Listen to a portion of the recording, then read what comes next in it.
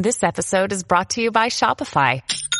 Forget the frustration of picking commerce platforms when you switch your business to Shopify, the global commerce platform that supercharges your selling wherever you sell. With Shopify, you'll harness the same intuitive features, trusted apps, and powerful analytics used by the world's leading brands. Sign up today for your $1 per month trial period at shopify.com/tech, all lowercase. That's shopify.com/tech.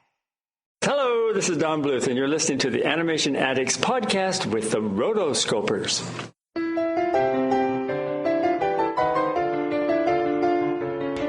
You're listening to the Animation Addicts Podcast with the Rotoscopers, episode 57, Best of 2013 Show, with Rotoscopers Awards.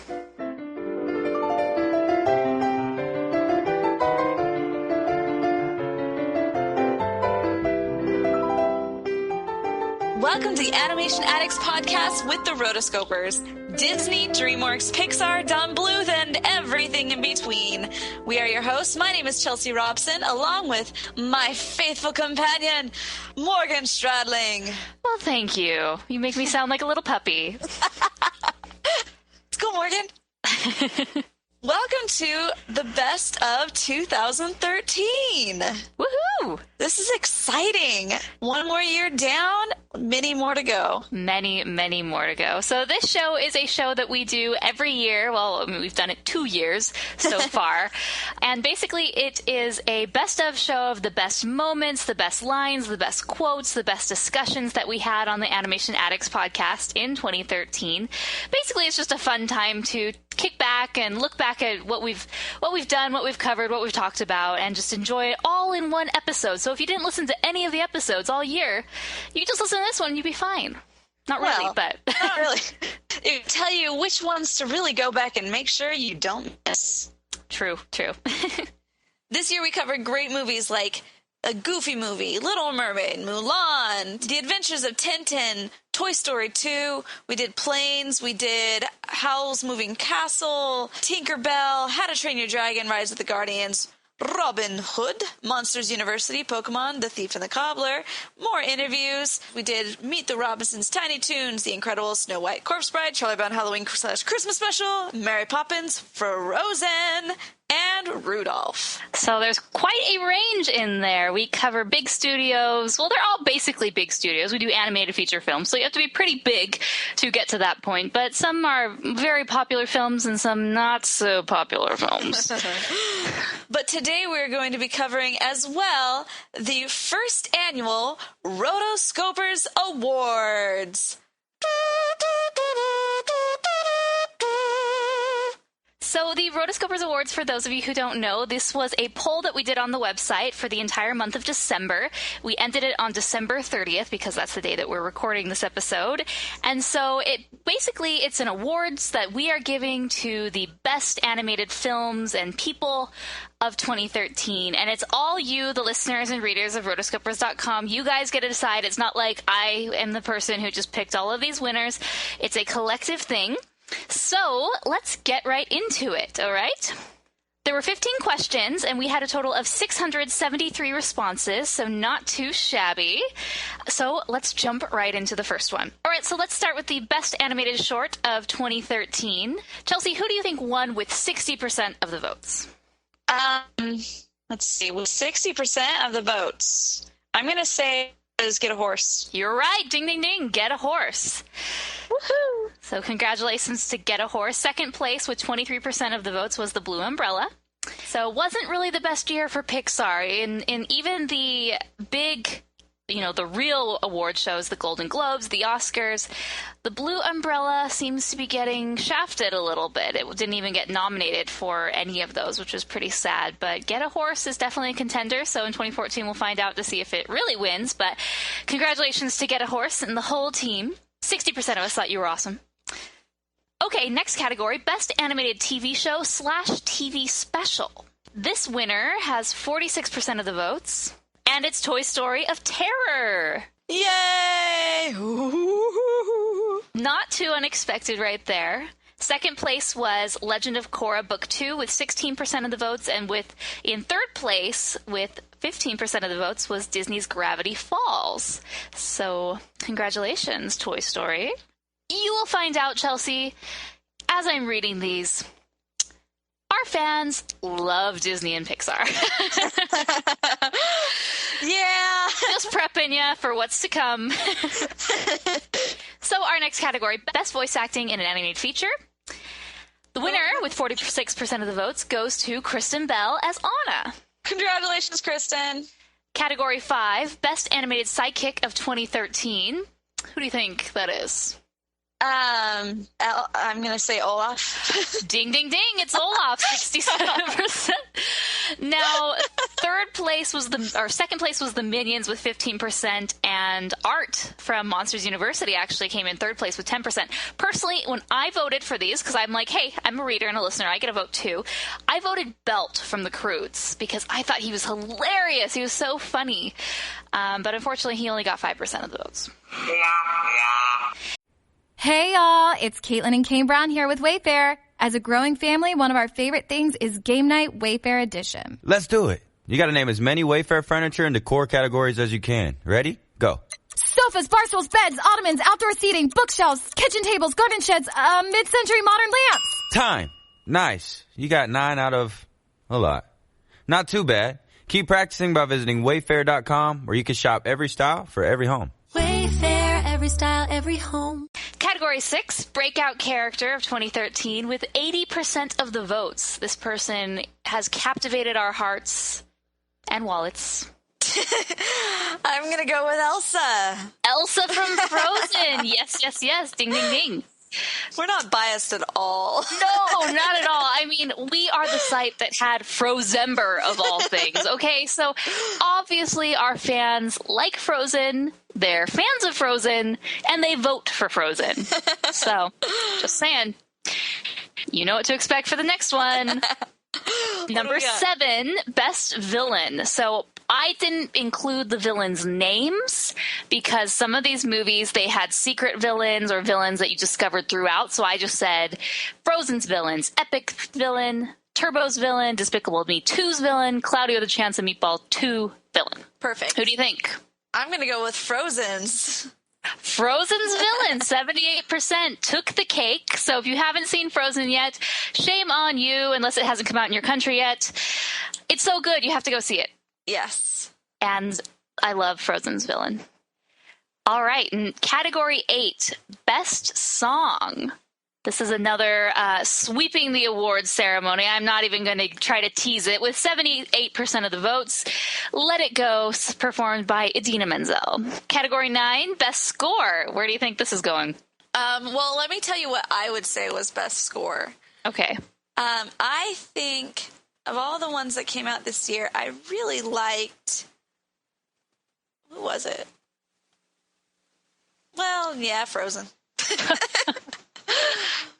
Well, I really liked Monster University. I thought that score was really cool. It was very collegiate and had a very unique feel to it because it was set in a college university environment. And I just thought it was very memorable. Chelsea will disagree. If you listen to our Monsters University, she thinks it's a very bland score. But I think that's the case for this score that got number 1, 81% of the votes. Frozen. I personally think that Frozen's score was a bit generic for me, but that's just me. Everyone else disagrees. 81% of you say yes, Frozen, best score, hands down. So congratulations, Frozen. Christoph Beck. Bravo. Bravo. Okay, so number 10, best quote or line in an animated film of 2013. What do you think the winner was? And this was not always the winner. I looked 2 weeks in, and there was another quote that won, but this quote came back and stole the show. What were some of the options? So the 6 that I had was Professor Bomba from Epic. He says, just because you haven't seen something doesn't mean it's not there. Mike from Monsters University says, I found a nickel. Sure wish I had pockets.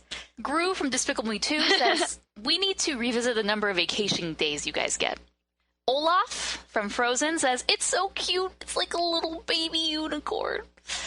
And the last one, 6, was a bunch of other people could type in what they wanted. But number 5 was Anna saying, this is awkward. Not that you're awkward, just that I'm awkward. You're gorgeous. Wait, what? So, what do you think was the winner? Oh, my.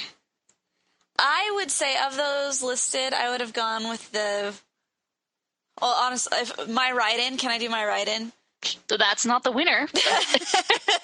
Well, my write-in would definitely be Olaf saying, look, I've been impaled. I liked that one. Or no, there was another really funny one. She's like, how was I supposed to know the reason why she always wore gloves? I just thought she had a thing with dirt. Those were my favorites. But I'm going to go with Anna. That would be my guess. Your guess is wrong. Oh! It's Olaf, Baby Unicorn. The Anna quote was up there with 31% of the votes, but Olaf, Unicorn, stole the show with 35%. Stole the show. Some other funny ones that people mentioned in the write-in section was, the sky's awake, so I'm awake, which is Baby Anna from Frozen. Oh, that's cute. She's such a cutie. The Croods, dun, dun, dun. I thought that was pretty funny. Yeah. Some people are worth melting for. Olaf from Frozen. Art from Monsters University. I have an extra toe. Not with me, of course. Thought that was pretty funny. Some other ones. He's crazy. Yeah, Olaf. That one's good. And another one from Art. I can't go back to jail. I loved Art. He was great. He was tied for third breakout character. So, nice. Or sidekick, excuse me. All right, number 11, best marketing campaign.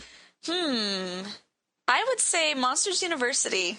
Ding, ding, ding! Monsters University with 43% of the votes. And I'm really glad Monsters University won for this because Monsters University had a really clever ad campaign. They had this fake university website and it got hacked by a rival school. And then they sent out, fake alumni newsletters to real people. Like, I got one of those, which was really cool. And Frozen, we've talked a lot about Frozen's marketing. I mean, it took a different twist where they focused more on the ancillary sidekick goofy characters instead of the plot initially, and then they kind of shifted that after the fact. I didn't see it very revolutionary. I didn't like the Olaf heaviness of it, so neither did our readers and listeners. 43% said Monsters University was better, and I really, really liked the way everything Monsters University did.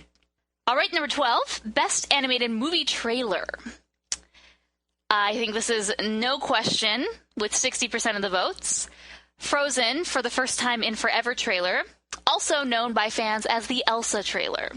Yes. That one was so good. All right, so Best Animation Addicts Podcast episode. Ooh, this is exciting. Yes, so with 48% of the votes, what do you think it is? Well, I'm just going to go with Frozen here. Frozen, you're right. I don't necessarily know if that was our best episode. I really liked Robin Hood. I thought that was a funny episode. So Robin Hood was third place with 12%, and The Incredibles got 14%, second place, and that was our episode where we had Pablo Ruiz, one of our writers, on, and that was really one of the best episodes. Really good discussion, so definitely worthy of second place. I think just Frozen, because of the fact that it had the word frozen in it, people picked it. Yeah, that's what happens here with Frozember. So, category 14, Best Opinion Piece on Rotoscopers.com. Now, I'm looking at the results, and the winner was not the winner a few weeks ago. So what were some of the different So some of the articles, and I'll include these in the show notes, are 5 reasons why I'm not excited for Frozen, which was written by Myra. Very controversial, but awesome article because she stated exactly how she felt. And many people felt about Frozen before it came out. Next one by Steven. He says, let's brainstorm the incredible sequel. One by me, 35 Signs You're a Snarky Disney Fan, which was a gift post. Rise of the Guardians, How It Could Have Been Better by Pablo Ruiz. Another one by Pablo, Why Animated Movies Are So Good.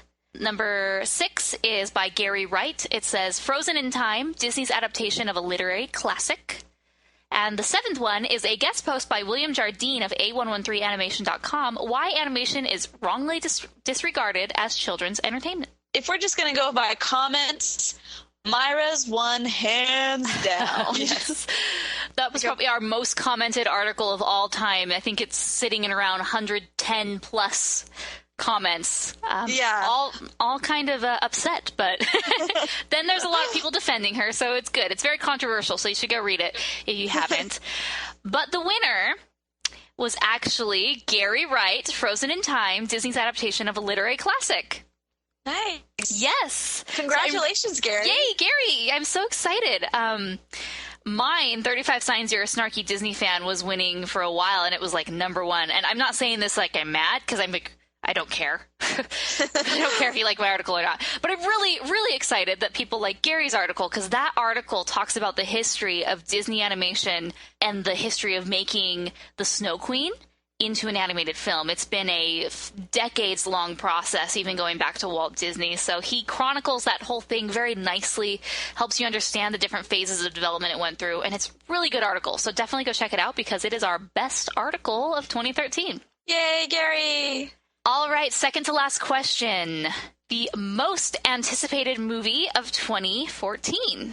What do you think people are most looking forward to? 35%. Inching out the second place by 29%. Or at 29%. My guess is probably, as I go to our handy-dandy animation calendar on the website, it's the best thing ever. Rotoscopers.com/calendar. What? My guess is going to be a toss-up between How to Train Your Dragon 2 or Big Hero 6. You're correct. Now, which one do you think won? I'm going to go with Big Hero 6 because we tend to side more on the Disney side, apparently. Though I believe that DreamWorks needs its day in the sun. So we're going to be focusing a lot on DreamWorks, or at least I am. Well, you are wrong, Chelsea, about one of those things. Yes, it is true. DreamWorks does need its time in the sun. And it will get it, because 35% of the people said that is their number one most anticipated movie of 2014, followed by Big Hero 6 at number 2. Alrighty then. Yeah. You know what we're promoting this year? Yeah. We're taking hints, guys. All right. Last question. This is the big finale, the big hurrah, and I think this is going to be no surprise to anyone. Chelsea, what do you think our readers thought was the best animated film of 2013? Epic! Maybe not. Frozen.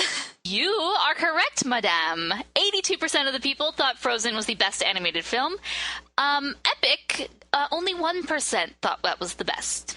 So, of course, 82% of our readers, listeners, voted Frozen as their best animated film of 2013. Epic, on the other hand, only has 1% of the vote. Dang it! Nice try, Chelsea. Nice try. I mean, come on. My Little Pony Equestria Girls got more than Epic. 2%. Oh, sad. Yeah, Frozen, hands down, swept it. I mean, the only closest thing at 5% of the total votes was Monsters University. So I think there's no question that people think that Frozen, hands down, is the best, and I'd have to agree. I'm going to agree with that. Faux show. All right, folks, this is the time that we've been waiting for. Now we are heading on into the best of 2013. Buckle up, because we are off to the races.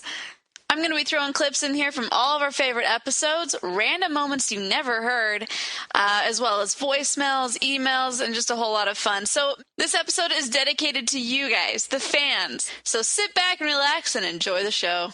Thanks for such a great year, guys. All right, Chelsea, start. All right. You're listening to the Rotoscopers Podcast. Blah, blah, blah. Okay, let's get this party started. Mason, you do the intro and make it all clever and funny and Mason-esque. What are you trying to say? Okay, hold on. Let me get the doc out. I see how it is. No, he just hasn't done one in a while.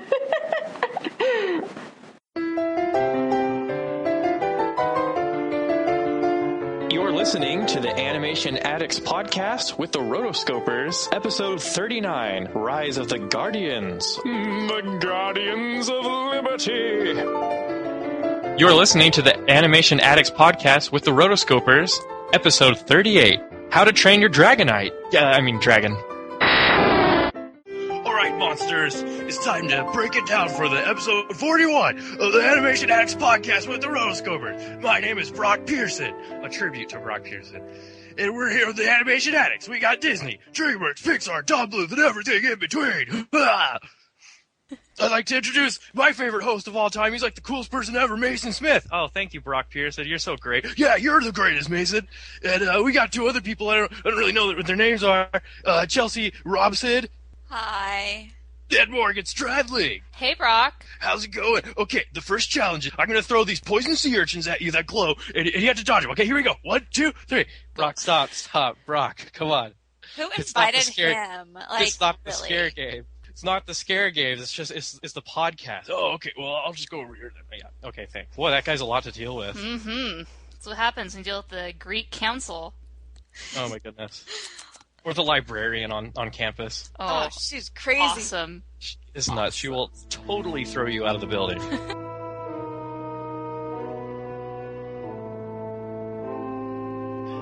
When hinges creep in doorless chambers, and Disney quotes echo through the halls, that is the time when the Rotoscopers are present, practicing their terror with ghoulish delight. Welcome, foolish mortals, to the Animation Addicts Podcast with the Rotoscopers. Disney, DreamWorks, Pixar, Don Bluth, and everything in between. Come into the dead center of the room, please, for I am your ghost host, Mason Smith.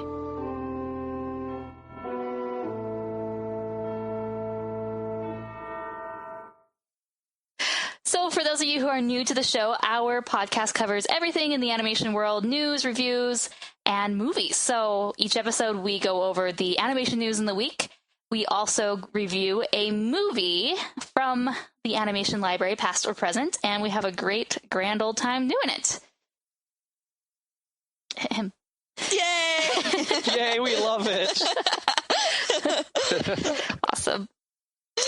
Oh, how was your week, everyone? Great. Very great. Yeah, mine was good too. When I got the... Oh, hey, Morgan. Hey, sorry. I had it on mute. I was eating as usual. No problem. All right. To the open road. Oh, no one got my joke. To the open road. I was eating. Oh, sorry. of course. Yeah, so he'll be gone for 9 months. Sounds like what you enjoyed, whatever you were eating. Crunch.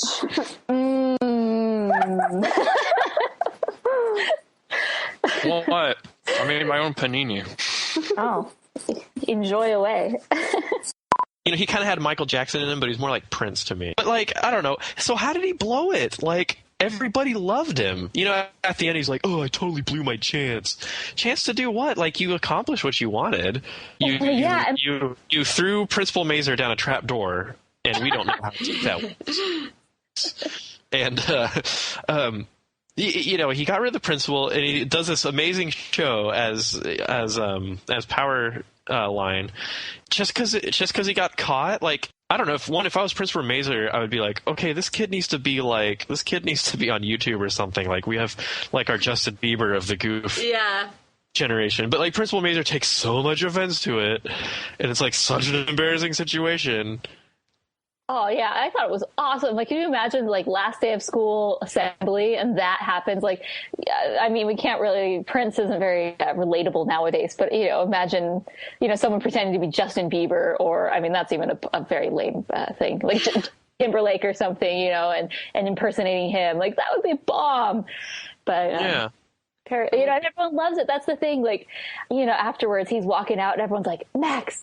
I know. Everybody loves him. Good for him. Yeah, I thought that first part was cool. You know, he sings a song about, you know, after today, you know, he's, you know, but some of those school kids, it's like, well, this is the 90s, so they really, like, you know, this is really when, you know, they, like, girls in cartoons, like, started showing their midriff, started running around in tiny shorts. Exhibit A is the very immodestly dressed, but hot chick. The hot chick. She comes up and she's so impressed with Max's. Hey, Max, with Max. Wicked dance. And she gets shooed away by the nerdy girl. Forget it, girl. He's Roxanne's. But is he Roxanne's? But is he at that point? I was so frustrated. I was like, Max, you blew it. She's so much harder than Roxanne. Oh. I guess that's not the point of the movie. I was like, Max, come on, man. I love how iTunes will just change its interface. Oh yeah. Without telling you, and with each change, it gets even more confusing to use. Yeah. Like this new way. But isn't that always the way with anything? I hate the way. I just want out of the way. The best friend guy who ends up dating the one girl, that guy. Yeah. I did not watch that show. Oh, well. There are no two greater words in the vacationing language. Well, one of them is Disney World. The other is all-inclusive. So freaking sweet. And Max is played by James Marsden, and we've talked about him before because he was on Spirited Away. Is it James Marsden or Jason Marsden? James? I think it's Jason. Jason. James is the hottie in Enchanted. Oh, I like him. A date. Now gather round, my possum pals, and join the jamboree. Come hoot and holler, holler from the heart. Every chicken, pig, and goat'll helping, giving out a yodel here at Lester's Possum Park. Yellow, doo-doo-doo-doo-doo-doo. Yellow, doo-doo-doo-doo-doo. Yellow, doo-doo-doo-doo-doo. Doo-doo-doo-doo-doo. And then it goes, like, there's somebody in the background, and it's like, skin that cat, Beulah, and it shifts up, and it goes on. And then the next verse is, visit Beulah's Farm of Fiddles, pet our varmints, taste our victuals, Lulu's lizards, games, and pies, a work of art. Then do a do-si-do and dance, and back there's a possum in your pants down at Lester's Possum Park.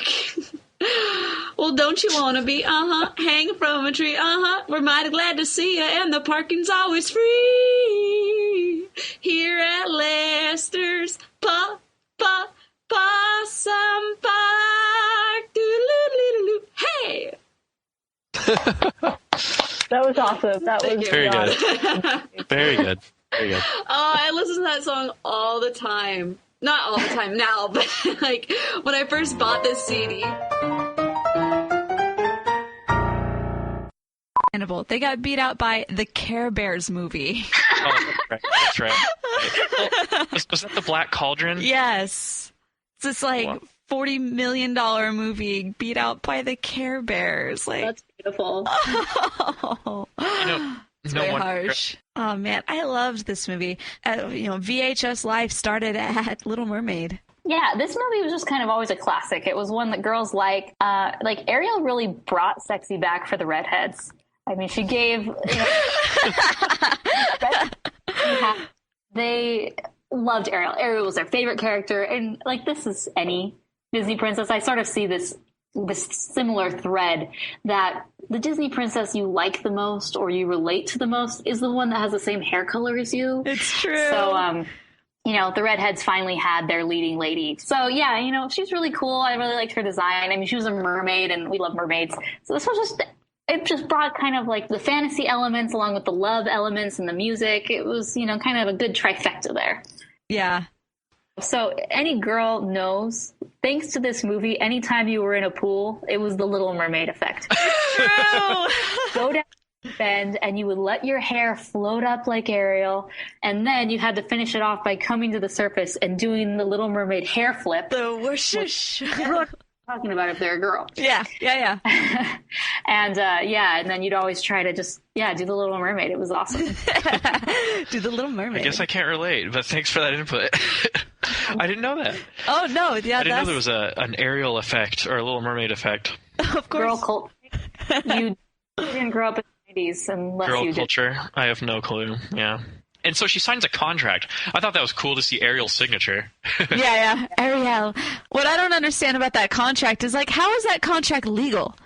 She comes back and is no, the contract is legal and is binding and unbreakable for even you. I'm like, How is it legal? She's underage. Yeah, he's the king of the... She's underage, and he's the king of the ocean. What does that say? Apparently the sea constitution is pretty strong. I guess. But, if only. But, but yeah, she's 16 years old, so she doesn't need a legal contract. Doesn't she have to have a guardian sign it? I don't know. Sebastian could have signed it for her. Well, but then again, we're at the time period again. So also, what I don't get is why does she tell Ursula that she doesn't have anything to pay her with? She's the princess of the ocean, you know. Well, she really doesn't have any place to hide her seashell. So well, it was like Jasmine had no need for money, right? Ariel, it's like, meh, money. What's that? Everything that I need to eat is all around me. Oh gosh, I know she like get gross fangs like the merfolk on Harry Potter. Oh, gross. Contrived. But, they come up with something as to why they no longer can talk about mer people anymore. Well, there's a sea witch after her. Yeah, named Ursula's sister. Morgana. Ooh. Morgana! Morgana being the most evil name anyone could think of. It was actually voiced by the same person who did Ursula. Is it really?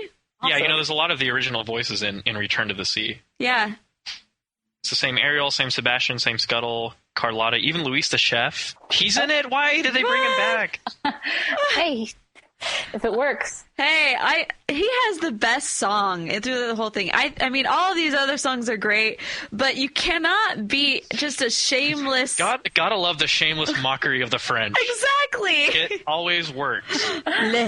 Les poissons, I love les poissons. Love to chop and to serve them with fish. Oh, my favorite is this. Les poissons, hee hee hee, ha ha ha. Leave her right, hack them in two. Yeah, it's just like, you can't get better than that. It's amazing. I missed one.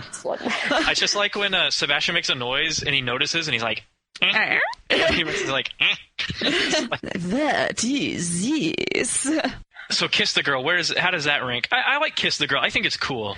It's got that Sebastian personality in it. Like, they obviously they almost cut this song out of the movie too.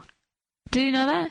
Really? No. Okay, who were their test audience? 5-year-old boys? I don't know, but they almost cut this one out, and I got that one from Disney War. They were talking about all the different things that was happening during this movie, and that was one of the other ones that they almost cut out. Huh, where can I read Disney War? You can... I'm just curious. Well, if you'd like... if only there were, text files that you could download from the internet, and that could be your books. You could, You could do that. Or you could just go to audible.com, and you can listen to the whole Disney War. Oh, you can? Yeah. Oh my gosh, that's so convenient. Right here on my Kindle. Hey, I listen to it on my phone. It's great. This is turning into that part of Wayne's World, the movie, where they're talking about product placement. It's totally true. Oh, it's awesome. Apparently, we can be bought. I think this is the name of our episode. Product placement book galore. Now with more product placement. Hello, Rotoscopers. This is Jessica Worski. I'm a writer over at the Animation Fascination blog, and I'm also an animation student. And I wanted to say thank you for what you do, because you've helped me rekindle that childlike spark of cartoons and animation, the reason why I want to do what I do. You remind me how cool it is to just sit around and talk about cartoons, what we always did growing up, and what I still would like to do every day. And I love your show, I really do. I started listening to Mugglecast because of you too, and man, I think it'd be really cool to have Andrew on your show sometime. I love that guy, he's great. And my request would be a Lion King show, duh, come on. I know you're spreading out the Disney Renaissance, I get you, but anyways, it's going to be a good one when you do it. And I love you guys. You have a wonderful day, and keep up the good work. Mulan, Disney's Mulan, which is one of my favorite films of all time as far as Disney goes. Oh, it's so good. Okay. So I came across this because as I was researching Mulan, I came across Mulan's new 2013 redesign. Apparently Disney, they have redone the princesses as they feel the need to do. The princesses weren't good, the way they were. And of course, they needed makeovers in very princessy fashion. So they redesigned them, and there's been sort of a bit of a hullabaloo about them, specific princesses, especially with Mulan. I love Mulan's synopsis. When her country needs it most, she disguises herself as a man and goes off to fight. It's like, this is a regular thing for her. My country needs me. This is Mulan. Get on my mail gear. This is Mulan. When China's in danger, she cross-dresses. Oh, great granddaughter was a cross-dresser. That's weird. It's like this weird... It's this weird thing. They're like alluding to her job as a Disney princess. She really gets brought down because she tries and then she fails. Like, she's the worst of all the guys. And then she, her intelligence becomes true, and she gets a lot smarter, she gets a lot stronger, and then she's able to figure out the trick of the two. What is it? This one represents determination. Discipline. I like Yao's face when he's doing this. So she figures that out, and it's just such an awesome song. I love the lyrics because everyone's sort of involved. I'm never going to catch my breath. Say goodbye to those who knew me. Why was I a fool in school for cutting gym? These guys got me scared to death. Hope he doesn't see right through me. Now I really wish that I knew how to swim. You must be quicker. Dude, I love it. There's like cool lines. It's like tranquil as a forest, a burning fire within. You notice that in almost every one of these Disney movies, they've got like a song where it's like the progression of the character from who they were to who they need to be. So, for example, in this one, you've got Make a Man Out of You. Tarzan was son of man. Yeah, this is very Tarzan-esque because, Mulan starts off as this kind of wimp who's kind of an outcast, and then she becomes a man. Yeah. She's like more a man than all the other guys. Yeah. And then also The Lion King, where it's Hakuna Matata. They've got that part where he grows up. And so it's like there's a lot of these songs. It's kind of like, all right. Or in Hercules, it's the... Oh, yeah. In Snow White, it's Whistle While You Work. The transformation of the house from filthy to clean. So epic. Yeah. Okay, what would the title be like if Shan Yu had his own villain song? Okay, for some reason, like, thinking of that, for some reason, my mind just really wants it to be some type of a burlesque number. Oh, cool. Like, can you just imagine, like, because a lot of times these songs, like, they show the other side of them. For example, who am I thinking of? Shan Yu doesn't have another side. He's all killer, no filler, man. Yeah. That's what makes him so threatening. That's what would make it so great. Like, you just come out and like jazz fingers. No. With Shan Yu, that is like in Home of the Rage. Yeah, he comes out and he's yodeling, and you're like, Shan Yu yodeling? Yeah. That's pushing the westernization of this film too far. This is where the martial arts really takes place, Shan Yu, he's like all brawn, headbutts Shang in the head with his head. And I was expecting Jafar to come in and be like, someone's using their head. The pun master. Oh, yes, the pun master. Opposed to the page master. Yeah. Oh, my gosh, I remember that movie. We gotta do that one. Oh. And you got some cool lines, Shan Yu's like trying to intimidate the emperor. Bow to me. He's like, no matter how the wind howls, the mountain cannot bow. Oh, what a cool guy. I know. He's like, then you will kneel in pieces. If you will not bow before a sultan, you will cower before a sorcerer. Again. Across continents, Jafar's like looking in his crystal ball. He's like, man, I have so many good lines for this. Shan Yu, what are you doing? I did this before. Shan Yu, no, more puns. They want more puns. Make Mulan your slave girl. Come on. Put her in the hot red outfit. Put her in the hot red outfit. Flick the piece off her cheek. My lovely Chinese blossom. That would go perfect. That would be perfect. Dude. Oh, I bet, in the villain underworld, down with Hades, Jafar probably took Shan Yu aside by the shoulder, let him off, and was like, Shan Yu, you did great. Just a few more pointers for the next time you're resurrected for Kingdom Hearts. Maybe a little more feminism, It's okay. It's okay. Notice all the cross-dressing going on. Take Ursula here. You don't know what she is. But anyway, she had short hair. See? Yeah, that's true. Fine. Seriously, I don't know why this Disney concubine thing didn't take off in the parks. Oh, that's Shin-Po. Concubine Shin-Po. That's my favorite Shin-Po. I think the title of this episode should be The Power of Cross-Dressing. There's a lot of good stuff already. Some major effects going on here for this big celebration, the dragon and the huge crowds of people. Again, using the Attila program to make all those characters. And there's also a hidden Mickey in there, apparently. Ooh. If you look in the crowd. Yeah, check it out. Suppose there's a hidden Mickey on Khan's polka dots or whatever. He has like a few spots on his body. There's a hidden Mickey there. Oh, yeah. And apparently there's hidden Mickeys on the stairs of the Imperial Palace. Well, they just really apparently there's a hidden Mickey on Mulan's forehead. Apparently Mushu turns into Mickey for one frame. Oh, like Aladdin. Our title. It could either be Chinese yodeling or apparently there's a hidden Mickey.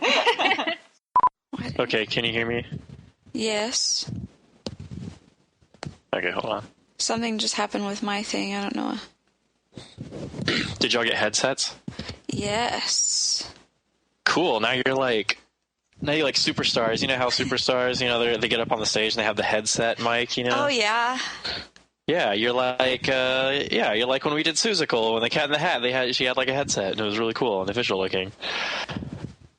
What? When did we do Seussical? When we, that one time we did Seussical, you and me, and it was great. 1984, come on. No, you sound great. Okay. Very, very clear. Very clear? Yeah. That's good, because last time was horrible. Yeah, it was. I didn't want to say anything, though. No, I know it was horrible. Like, next time, if it ever sounds like that, and you can hear that it sounds horrible, please tell me, because that's... We'll just kick you off. Yeah, right? I was glad I didn't really talk all that much last time. Yeah. yeah, that's better. Yeah, good thing. I'm just kidding.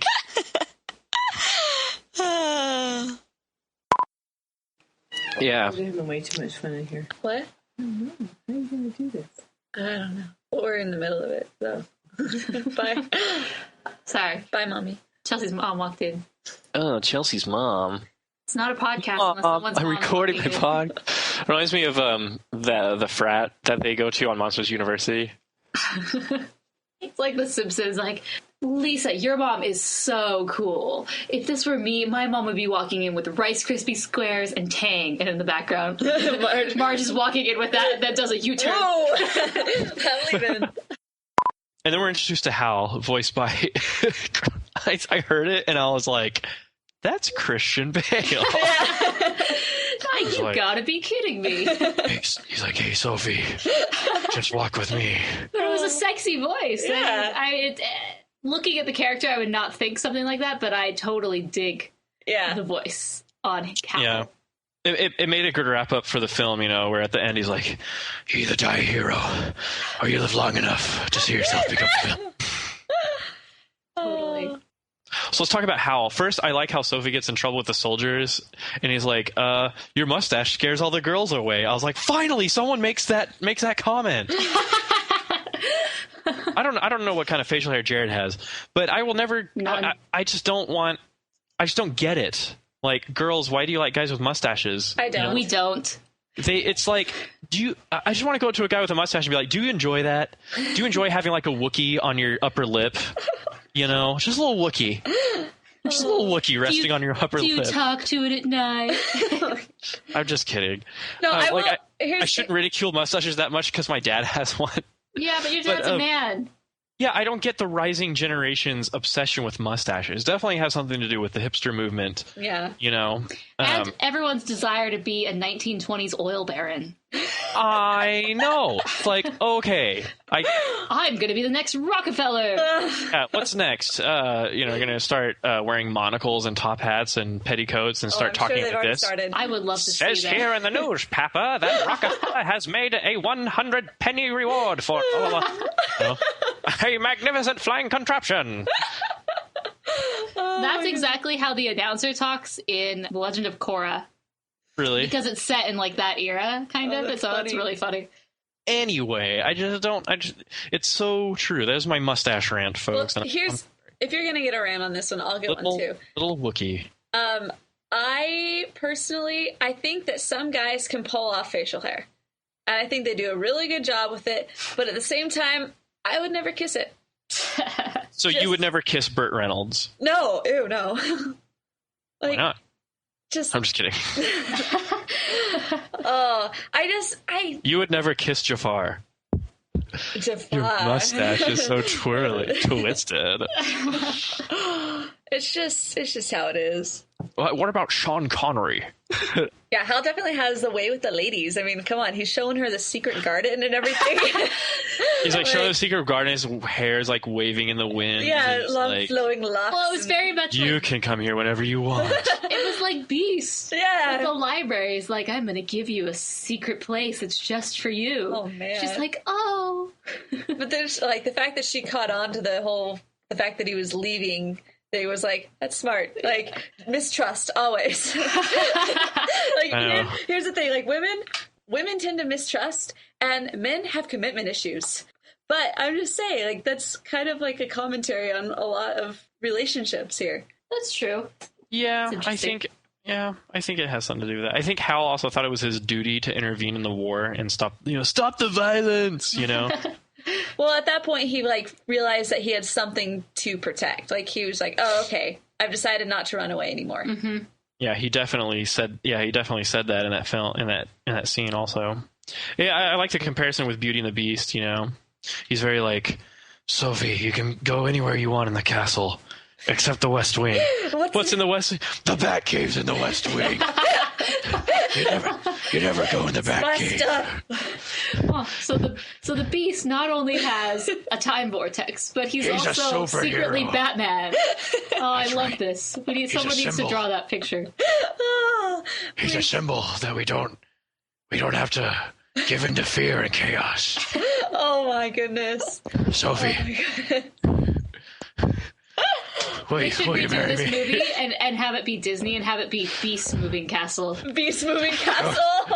And instead of giving her the library, Beast Moving Batcave. because they're because Sophie's kind of like Belle, like she's pretty, but she's just not like super gorgeous. She doesn't think she's all that. Yeah, exactly. So like someone could totally redo this Beauty and the Beast theme, and it would totally work. Yeah, I know.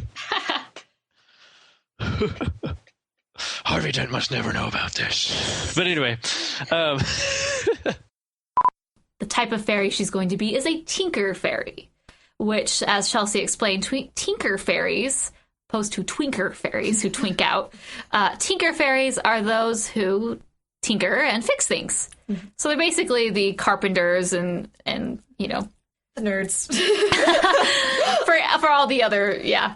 You realize every other group had their cool girl representative, except for the Tinkers. You just had the tall fat guy and the short skinny guy. Obviously, we never change. Yeah, the sidekicks, and that's it. They don't have any girls other than Fairy Mary, mm-hmm. who's the kind of the representative, but not really. She's like the matron. Yeah, so it's obviously they're waiting for Tinkerbell to come along and take her spot as the female protagonist spot on the Tinkers. Totally, yeah. She'll win the award for Miss Tinker. Yeah. Miss Tinker Fairy, and then they have the pageant at the end of the year for Miss Overall Fairy, Miss Fairy USA 2013.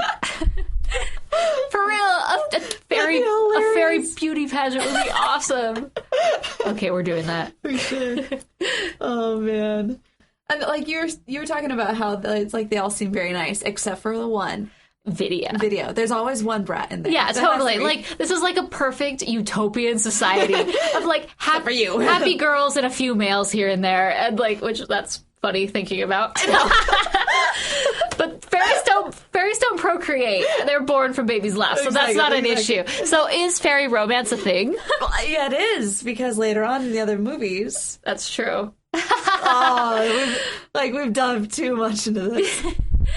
So, there's Vidya, and what is she? She's just like a superpower fairy. Like, yeah, she's the fast wind fairy. Yeah, so it's just so funny how, like, very specific your power can get, and her power is super rare, apparently. Yeah. So, like, she basically has no friends. That's why she's bitter, because there's only, like, one of her, so she has to do all the work.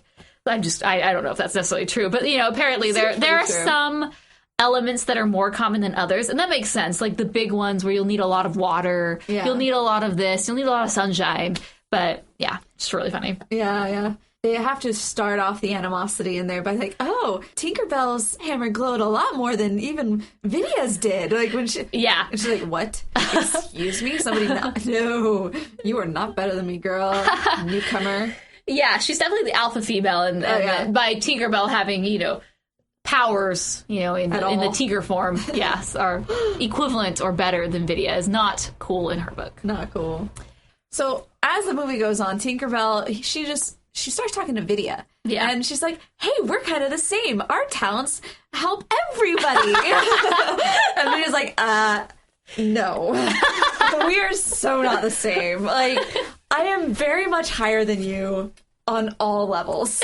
So stop. Don't even go there. And Tinkerbell's just like, what? What? So oblivious. Yeah. It's kind of a weird song that is sung at the beginning. And that's the beginning I'm watching this. I'm like, oh no, what is this? We know that direct-to-video songs typically aren't the best unless it's Aladdin, King of Thieves. That one's great. I know.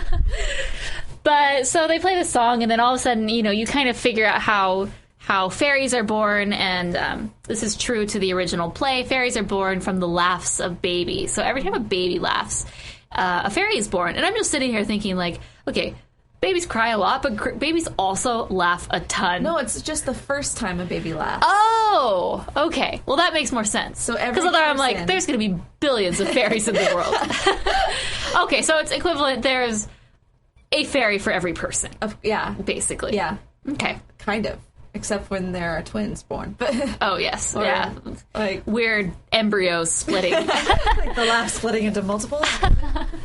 No, but that's the actual story. It's like the laugh broke into 1,000 pieces and all went skipping about. Like, that was from Hook. I just remember that. Bringing back all of my... Yes, anything that's related to Peter Pan or Tinkerbell will be brought back in this movie, in this podcast.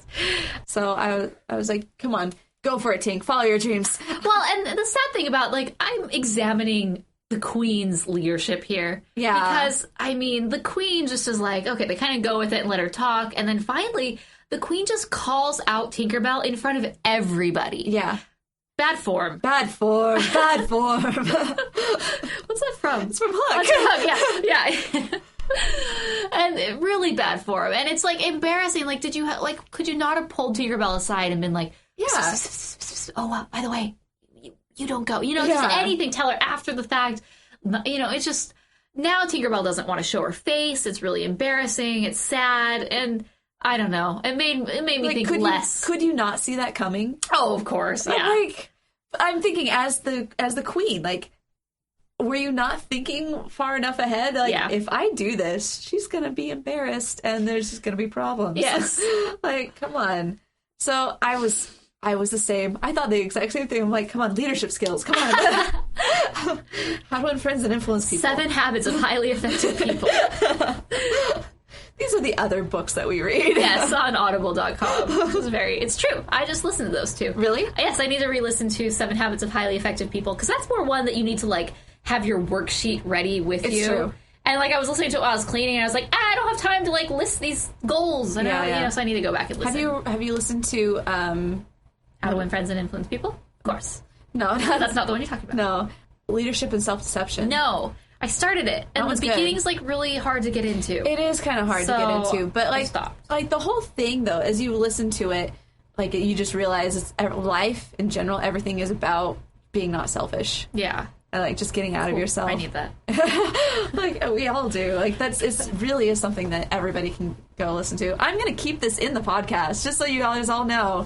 You can go to therotoscopers.com/audible, and you can get your free download. You can pick one of these books, because these are really amazing books.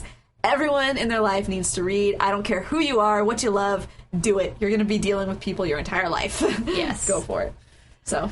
And rant. Yes. And on to Tinkerbell. Voiced by Rob Paulsen. He has a really cool podcast. I know! Did you get to listen to Yes, any of them? okay, so he has a show called Talkin' Tunes with Rob Paulsen. And this is the guy who was the voice of Yakko Warner from Animaniacs, Pinky from Pinky and the Brain. I mean, he's done tons of stuff. Much. He's so talented, and he's just always busy with work, and he has this show, and he just brings on random people. The one I listened to most recently, he brought in the Star Kids, Joe Moses and Joey Richter from A Harry Potter Musical. Really? Yeah, and so they're the ones who are doing the new, one of their new things they're going to be doing is Twisted, which is like basically the musical Wicked, you know, how it tells how the Wicked Witch became wicked, but this one tells how Jafar became twisted. So they're doing a parody musical about that, which I think is so hilarious I can't wait. Awesome. Yeah, so it's funny because he just brings on people who he thinks are relevant or cool, people in the industry, and he's just no reservations. Like, he'll bust out into his voices. He'll do Yakko at any time. He'll do Pinky at any time. Like, this guy's so funny. So that's like our podcast listen of the week. Like, if you love animation podcasts, this is probably my number one most recommended podcast. Yeah. And I just started listening to it. Yeah. So I found it when we did our interview with Bill Farmer way back when and just fell in love with it. He's really, really great. Yeah, and he puts it out pretty regularly. So, I mean, he's serious about his podcast. So it's cool to be like, I know him from this, and the fact that he's in Tinkerbell is way cool. Yeah, and once you listen to him do it, you like hear him everywhere. You can't unhear him. Yeah. I know. I can hear Rob Paulsen almost anywhere now. Yeah. Now that I've heard like different voices that he does, like that's so him. Yeah. Oh my gosh, it's fun. So he plays one of the male Tinker Fairies called Bubble, and Crank is the other one. Yeah. But after that, he kind of just like disappeared. So. Yeah, he was our version, not quite, but close to our version of the Beebs. Yeah, kind of. Yeah, even like 1/100th of the Bieber. If you add like Justin McCartney with JTT, I think that would be our equivalent. Oh, JTT. What happened to that kid? Probably doing voice acting now. Probably. Hey Rotoscopers, this is Daniela from New Zealand, and I just wanted to say that I really enjoy listening to your podcasts, and I usually listen to them on the way to and from uni on the bus. So every time you guys burst out into song randomly, I always feel like joining in, but it would be kind of awkward for the person sitting next to me, so that doesn't really work. So one of my favorite episodes this year would have to be the Pokemon episode, especially all the times when Mason does his Ash impression, and you guys talk about how pathetic of a trainer Ash is. So I actually agree quite a lot. I've had this discussion with my friends a lot of times, and yeah, he is just pretty shocking. And every time you guys talk about 90s soundtracks, like in the episode for a Goofy movie, when you start singing the Powerline song. Yeah, those are my favorite moments. So, yeah. Hope you guys are well, and here's to plenty more amazing episodes. Okay, bye. There's dragons involved. There's dragons? And angsty teenagers. Angsty teen. Well, are these angsty teenagers aren't? But they're American. There isn't one. There isn't one that's training a dragon, or is there? Maybe. Maybe. Yeah. Or is this just Pokemon? Pocket monsters. You know, when Ash is like, oh, well, Dragonite. All right, Pikachu, I choose you. Joe. Can I just say the thing that bothered me about Ash is he didn't try to catch Pokemon. He was like cool. Yeah, but he was cool having like 5. Yeah, I'm like, any Pokemon I see, I'm gonna catch it. Well, no, you, the middle school child who has the Game Boy game, has to catch them all.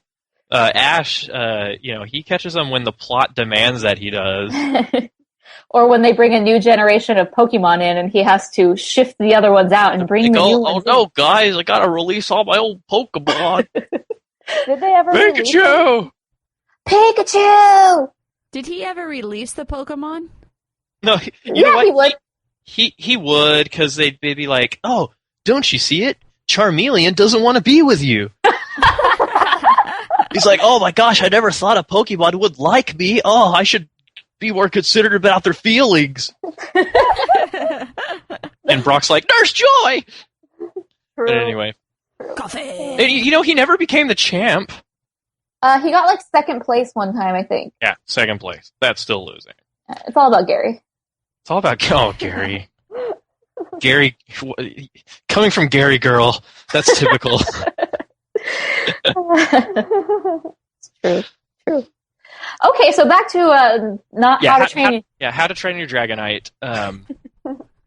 It's the new Pokemon spin-off based on How to Train Your Dragon. We all kill Dragonites. We should make a fan trailer. Don't you know, Lance, we all kill Dragonites. That's what we do. But Dad, I think we should befriend the Dragonites. No! I'm Gerard Butler. Nobody argues with Gerard Butler. Yeah, so he's like studying this dragon, and so he's kind of learning to understand him, and so that's how he kind of rises up as the great dragon conqueror, Pokemaster? You better believe it. Like, this is Lance's former years. Lance is a descendant of Hiccup. Dude, seriously, he's an advocate. Come on, you guys know you gotta treat your Pokemon with respect and love. It's true. That's why Gary lost in the Game Boy game. But I don't even know what happened to Gary at the end of the cartoon. I don't know. I think Ash ends up beating him at some point, but not the final championship. Yeah, because I know in Silver, Gold, and Crystal he quits the Pokemon League. I mean, well, he has to. He gets kicked out. He takes over Giovanni's gym. Oh. So anyway, the tension is definitely mounting because Stoic gets wind of this dragon's nest. Let's see. I'm looking on Twitter because I'm now on Twitter. Hey. Has it taken over your life yet? Yeah, I guess. So the movie Dinosaur, I always look at the reception section and critical response section of any Wikipedia page. No, always. And one of the parts of the critical response was the lemurs depicted in the movie strongly resemble the subspecies blah, blah, blah, blah. Biologists have raised concern that the movie is misleading. It could potentially confuse people as it suggests lemurs coexisted with dinosaurs over 65 million years ago. I was like, oh, well, thank you, science, for ruining everything for us. Thanks, science. But, like, the film did good back when it was released. Yeah. It's just, like... It didn't have legs. It didn't carry. Yeah, no one cares about it now. Well, my problem with Dinosaur was that it was way too close to Land Before Time. No. Yeah, it totally was. Well, they're going on a journey, and... They break through a wall. There are songs. All these different things. It was just... Stand together, herd! I just remember the ride in Disney in Animal Kingdom was the shiz. They had a dinosaur ride? Bejeebies. Yeah, scared the bejeebies out of me. It was in Animal Planet Kingdom. Oh, wow. See, they had like such high hopes that they built a ride. Or it did initially so well that they built a ride, and afterwards, Well, they had to find some excuse to have Bill Nye the Science Guy do stuff. It went into extinction. So I also started watching a new animated TV series. Oh, brother. It was not what I think it is. What do you think it is? Is it the freaking My Little Ponies? Friendship is magic. It is, but I don't need ponies to teach me that. Well, I kept hearing about it. We've talked about it before, and then during the past few weeks, we did have one of our fans actually draw the fan art of us as ponies, which totally. I really appreciated. That was awesome. Oh yeah. No. Whoever did it, who was it? Do you remember the name? Maggie, maybe. Oh, they're probably bouncing up and down and raising their hand. Me, it's me. While they're listening, but I just thought they did a great job capturing my my smile. And my hair. I was like, wow, that's exactly what I look like. It was pretty good if I was a pony. But anyway, back to the show. I hate it. Have you seen it? I hate it. Because I kept I don't need to see it. I've seen all the deviant art ponies. That's not true. Do a Google image search on any cartoon character past or present, and there is a My Little Pony Friendship is Magic version of that. Is that really so bad? I don't know what is worse, Sonic characters fan art or My Little Pony fan art. I think it's fine. Sorry, Morgan. How's the show? Sorry. Okay, let me tell you. So I'm almost done with season 1. First, I was like, okay, I got to check this out. I want to see what it's about. You know, there's all these like 20, 30-year-olds who are in it, and it has this huge following, like crazy. Oh, it's insane. I went to the Phoenix Comic-Con, and Tara Strong, who's Twilight Sparkle. Yeah, she's Twilight Sparkle.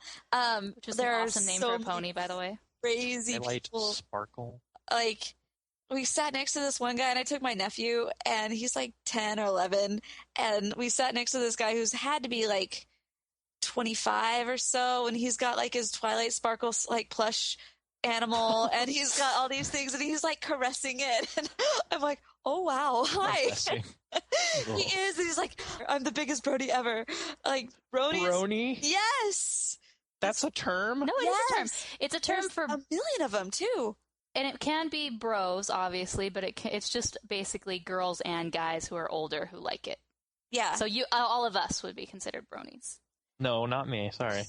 Well, pardon me. But anyway, Tara Strong is awesome, so I think that's cool. But so where do you watch it on Netflix? Okay, so it's on Netflix, seasons 1 through Netflix. 3, and I like just started watching. I was like, okay. The first episode is a 2-part episode.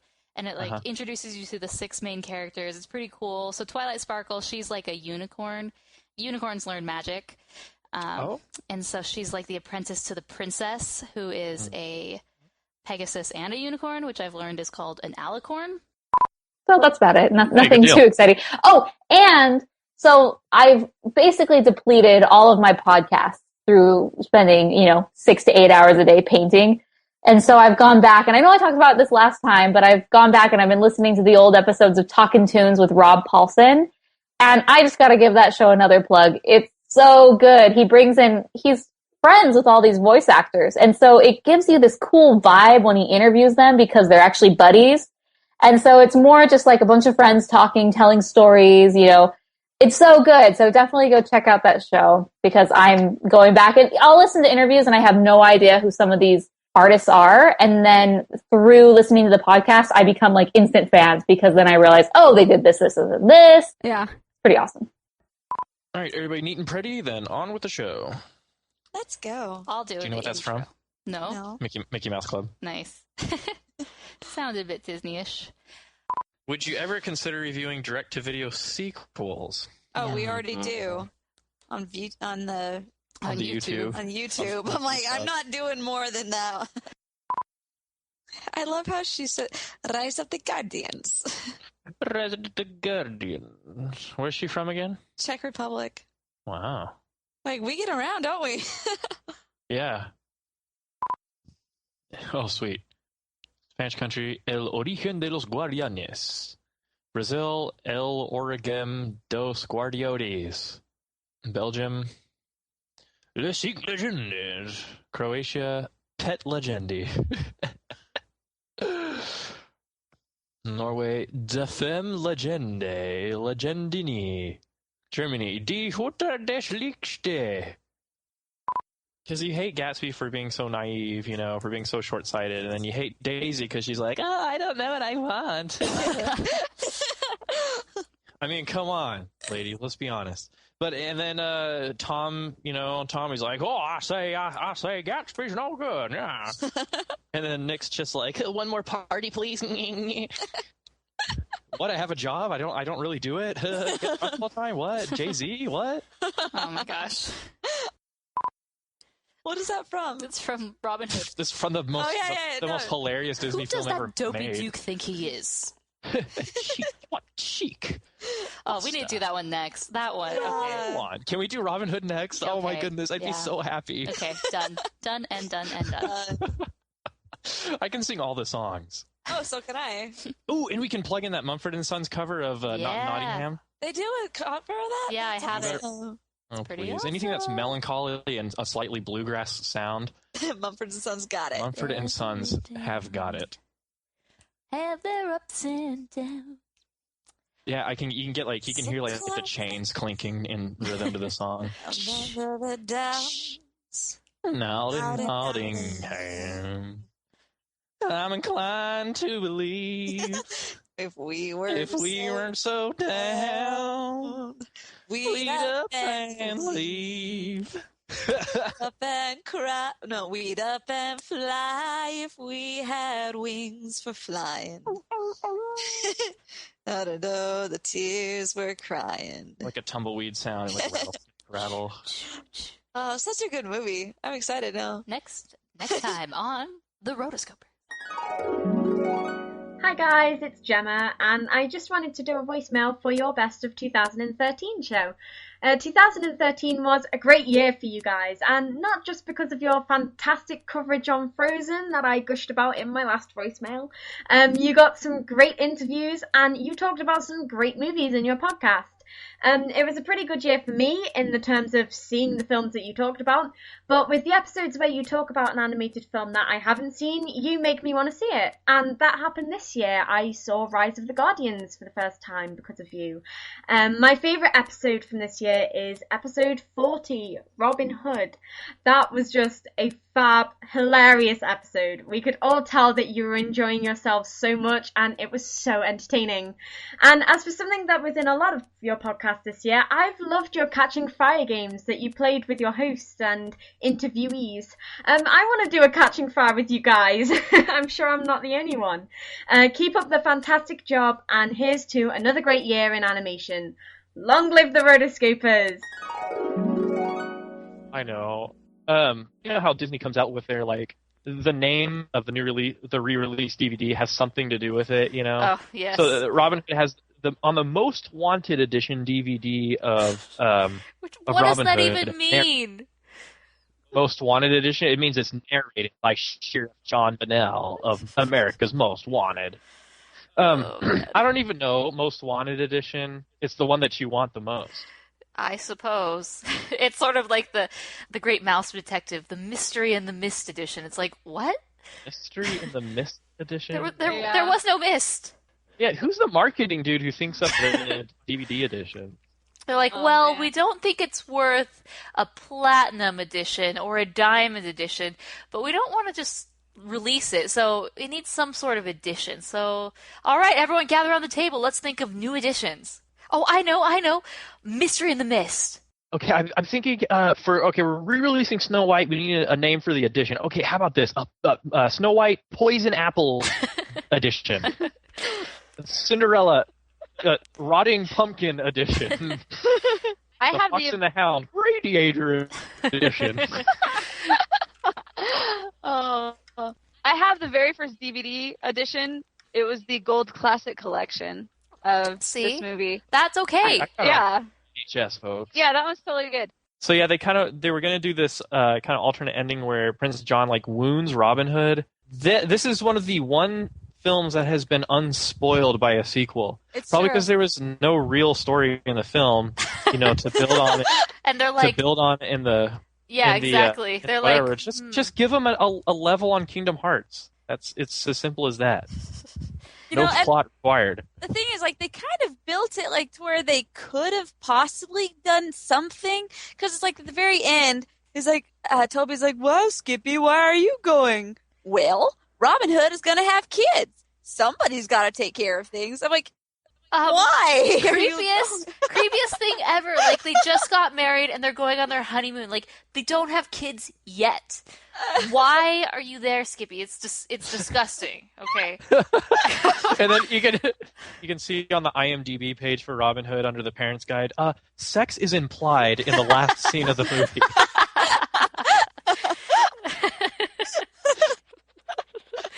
4 out of 10 should have been PG-13. Oh man. But yeah, it's kind of weird. It's kind of like a weird mentorship, kind of like a Jack Donaghy, Liz Lemon thing. But yeah, I don't know. It was kind of creepy that he like runs off with them on their honeymoon. Yeah. Oh, and Little John's driving the cab. Of course. So... Hey, they're inseparable. Well, I mean, I can understand somebody driving the cab. I mean, somebody's got to. Well, but does it have to be your friend? Could you not hire a man for this? Yeah, you know, the Middle Ages had some weird traditions on marriage. Such as? Yeah. I can't even say them on the podcast. Oh. Yes, because we're a clean podcast. Just look up the history of why there's a garter toss. Oh. And I've looked that up before. Well, we looked it up when we were getting married, and it was kind of funny.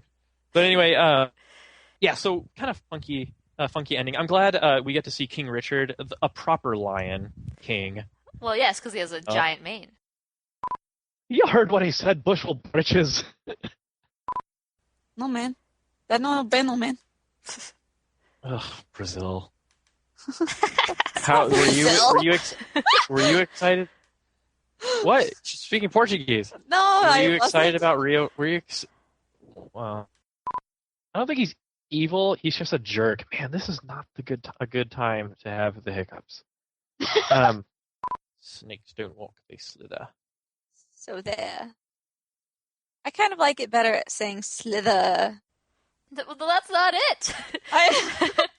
Well, I'm gonna keep saying it like that. But give me a cruel chuckle.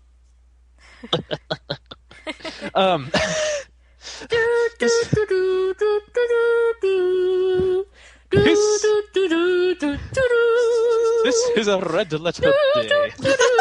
A truly part to join the northern race. Sire, you're most potent in procuring contributions from the poor. Indeed, Sir Hiss. Rob the poor to feed the rich. Aha! I mean, Robin Hood really could have slain Prince John right there, but I guess as Gandalf would say, courage is not taking a life; it's knowing when to save it. Or as Nephi would say, it is better that one man should perish than a whole nation should dwindle in unbelief. Should die, and a whole nation should dwindle in unbelief. That's totally the Robin Hood way. If this were really, I mean. Oh my goodness, that just made my week. Well, because based on his attitude towards money, and we steal from the rich to feed the poor, it's all about the people, it's more important about them, you would think that Robin Hood ultimately would just chop off Prince John's head, because it's for the good of the people. And then dress up in clothing and make sure his go with him. Dress up in his clothing and go up to Sir Hiss, asking for the gold. I don't know what we're talking about. Who cares? Am I keeping this in there? I don't even know. It's a blooper.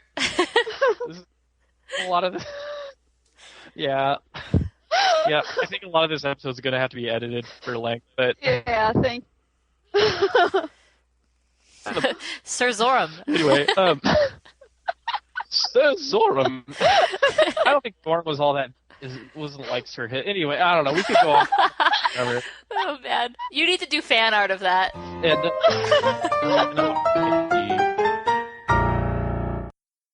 well, I don't want to give away any spoilers here, folks, but I figured out the entire film. Oh, really? Yes. Okay. Well, we can do a spoiler segment. Well, it explains everything from spoiler. Danger, Will Robinson. It explains everything from like the weird snail races that these guys are doing to the engines on the things. I've got it all figured out. The fact is that Turbo died, got sucked into the engine, and this is actually his. It's like a Lost style heaven for him, you know. Because his life has been so mundane and boring that he dies when he gets sucked into the race car. And this is kind of his, like, heaven, you know, snail heaven, where he can just kind of live this fantasy of being a super fast snail and having friends. It's really sad, folks, but it's true. He's dead the whole time. You know, being dead is the answer to everything in most movies. They were dead the whole time. He's a ghost. It was a dream the whole time. Yeah. Well, yeah, sorry, folks. I hate to make you all depressed, but Turbo's been dead the whole time. That's the point of the movie. Well, we'll see who's right come July 19th. And then he finds all his friends, and they all sit in this church, in the last scene. They kind of all float into this white light, just like Lost, The end. And then they never explain the island. No, then they meet the dogs from All Dogs Go to Heaven and all the clocks. All the clocks from all clocks. You'll never come back. Never come back. And then that pink poodly dog, she's going to sing that song. She's awesome. Yeah, she is. Totally. I love that movie. That's funny. So after figuring out Turbo all by myself, that's about it. Yeah, this new radio show coming up on Thursdays, and that's it. Cool. So the next story is Monsters University accidentally sent an alumni newsletter to a human by mistake. And by human, we mean Morgan. Yes, that human was me. Yeah. Wow, you are so lucky. Yeah, I don't know how Monsters University got my address, but they sent me this. Well, they certainly can get in your closet. Well, that's true. They just went in my closet and they just found my address lying on a piece of paper on the table. So this is actually really cool because I wasn't expecting anything. Yeah, but it was just a really clever, viral marketing campaign that they did. There were some other people that got sent this. Unfortunately, I didn't get sent my invitation to freshman orientation, which essentially is Pixar Blogger Day, where they fly you out and you go to the studio and. Yeah, we were apparently not cool enough to get that, but at least I accidentally got an alumni newsletter, which was pretty neat. So pretty cool marketing that they're doing. They always find a cool edge and spin to put on all their stuff. Yeah, seriously, this campaign of theirs, this viral campaign is really elaborate and really well thought out, and I think it's really cool. Yeah, Well, how about inviting entertainment empire moguls like us? Exactly, that's what moguls. That's moguls. We could be our own monster, the moguls. Exactly. See, we're the rotoscoper monster. We could sneak into. Maybe that's why they thought we were, an alum. Because I'll work up a character design for that. Oh, please do. That'd be so awesome. We'll send it to Pixar. Hey, I'm sure we can find an address somewhere to send. No. It's like when you send letters to Santa Claus, you just put Santa Claus, the North Pole, and then so on the envelope we'll just put Pixar. Emeryville, California. Sweet. So that's cool. We all saw it. We're gonna have our discussion on it. Okay, so I went at 11:30 in the morning, and I was like, "Come on, Shanna, let's go." And she's like, "There's gonna be a million little kids there, right?" I was like, "No, kids don't get up early these days. It's summer." Because when we walked in, it was like,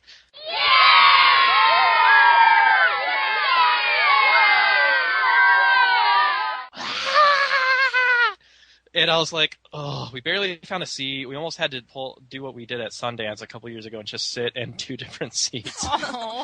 Oh, married and having to sit in two different seats. Two different seats that weren't adjacent. Yeah. And so finally we wedged ourselves between some drooling, slobbering children, toxic children. And, it's like I can't laugh at movie trailers when all the kids are laughing. Because then I'm just a little kid then. Saw some I've seen these previews already. We saw, what was that? Despicable Me 2. Mm-hmm. Guess who's back?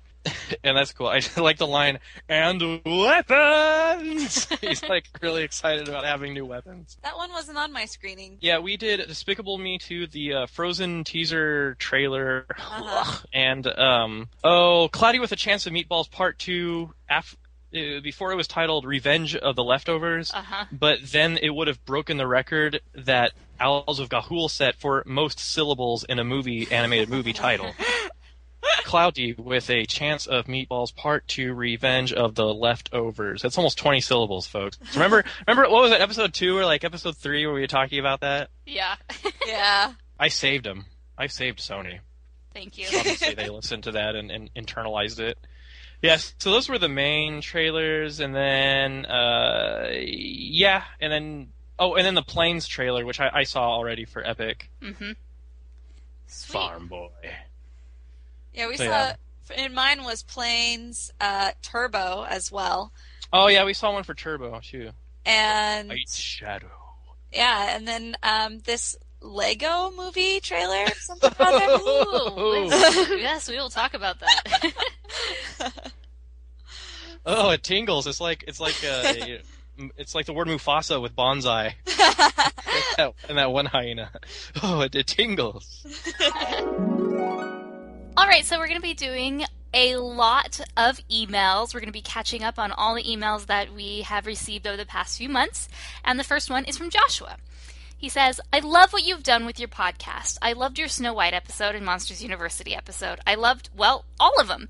Can you please put Mason on YouTube? Thanks, Joshua. So, I love the Snow White episode and Monsters University episode as well. And, surprise, surprise, since you wrote this, Mason has now made a few appearances on YouTube, so definitely go check him out. I know one video that he's going to be doing is called 100 Animation Impressions, and that is when we receive 2,000 likes on Facebook. Then he's going to release this video of him doing 100 impressions of animated characters from animation. It's going to be awesome, so go like us on Facebook. Go to facebook.com/Rotoscopers. I need to learn Spanish, dadgum. And I can get most of it, but... You can't. You're spoiled by Portuguese already. I know. It's impossible. No, but the thing is, I can understand it because I went to school in Spanish. I lived in Spain for a while. But yeah, it was like... the Spain, like, Brazilian Portuguese just ruins it. I can't speak. Doesn't it, though? I can't speak for the life of me. It's horrible. What if we're like Lindsay Sterling and we have like a secret nation of fans that are just from a foreign country that we just never heard of? We do have a lot of people from Mexico that listen to us, though. Really? Yeah, like, most of the YouTube stuff, I'm looking at the geography here of our views, and after U.S., United Kingdom, and Canada, we've got Mexico and Australia. Brazil. Then Australia? That's so weird. Then Turkey. But you know what Spain, I've noticed is that Germany, Australia... France, Australia. I've noticed that Australia is like this big creative hub all of a sudden. Like, if you go on Bandcamp, like, every other artist is from Australia. Oh, yeah? Yeah, and they've got, like, this budding independent film industry. We got Malaysia, Italy, Saudi Arabia, Japan, Morocco, Russia, Philippines, Thailand, Netherlands, South Korea. South Korea? What about North Korea? I know. Why not? We're probably blacklisted in North Korea also. Those rotoscopers are fun. They must be banned from this country. Poland, Sweden, Vietnam, and Denmark. The top 25 places. I like how you read all those countries in a Danish accent. Oh, North Korea, yeah. Well, most of them were in that little area, so. Mason, when are we going to get you on YouTube? That's what I was going to ask. I think I just need like a backdrop, or I can just sit on my couch. Because you could even like do the videos yourself, or we could do just How do I split record screen. video? I'm just kidding. That really is I don't amazing. get to speak Spanish to anyone. Neither do I. And then I'm like, Starts everyone's like, Morgan, do a Spanish video. And I'm like, I haven't spoken Spanish in like 2 years. You guys are all going to make fun of me. I'm telling you, if people won't mind my snobby Argentine accent, I really want to do like maybe the 12 principles of animation, but like say them in Spanish. Oh, yeah. Or even do reviews in Spanish. I'm down. I know that South America bootlegs everything, and they get DVDs before we do. Oh my! This is at least they did in Buenos Aires. No, Brazil, same thing. I'll do like a Telemundo version. Este martes, las más grandes noticias de animación. Do it. Like, I'm so a fan of that. The awkward silences all go away when it goes through Chelsea editing magic. So, yeah, you guys owe me. I know. Like, you realize that I still keep all of the episodes. Oh, all the uncut episodes? And they usually go on the end of year episodes where... Yeah. I think you'll enjoy my after editing effects on that interview. I always do, Chelsea. There's some really funny moments. Like, he gets a little potty mouth, and yeah, you'll enjoy what I did with it. Do you do like a toilet flushing sound, or do you like that censor it? that would be really funny. Okay, I'll spoil it just for you guys. I actually threw in the thunder tube right there. Oh, I love it. Oh my gosh. So it's like, Girl Alex, do you know about the thunder tube? Someone please enlighten me on the thunder tube. Well, it was first introduced on our Nightmare Before Christmas episode. Mm-hmm. To be dramatic, I think. Yeah. Or was it the one before it? It was Nightmare Before Christmas, I believe. Yeah, but it's just like this this toy that like you hit one end of it and it makes like a thunder noise. But Chelsea would do it like at the least expected moments. That's fantastic. But there was one episode like recently where we'd gone like 5 episodes without the thunder tube.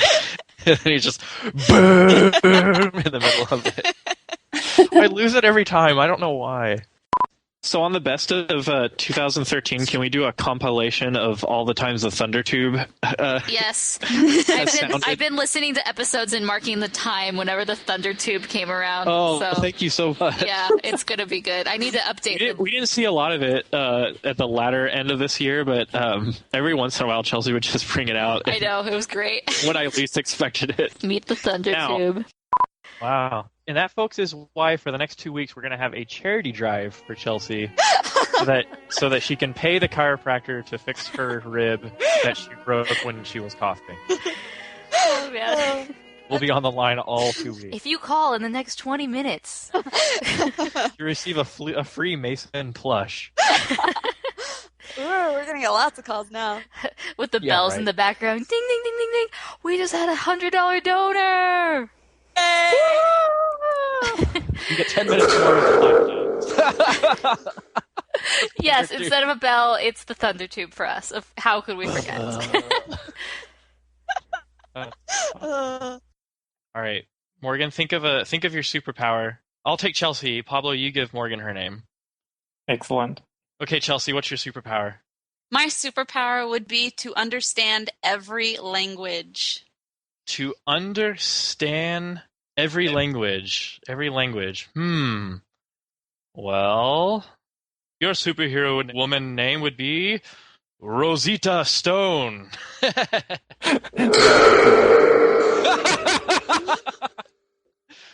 thunder tube. Get it, Rosita Stone. Rosetta Stone? Okay, you get another one just for that. I've been thunder tubed. You got thunder tubed twice. I know, 3 times and you're out. Let's see. I actually did like that. That's nice. There you go. Yeah, I thought it was excellent. All right, Morgan, what's yours? Okay, so my powers. Are you guys ready? And you can only have like 1 or 2 powers, and they have to be related. Only one. You can't have all the powers. Well, my powers are referred to as the powers of womanly persuasion. Oh. Interesting. You can't take Sedusa. That's from the Powerpuff Girls. Oh, the Powerpuff Girls. And at the end of the episode, it was actually the guy who talks like this. The very scary guy? The very scary composite Santa Claus lobster vampire. And can't tell if it's a man or a woman thing. Yep, I remember him. I'm traumatized by him. Oh, I don't know. Help me out, guys. Have you stumped, huh? Yep.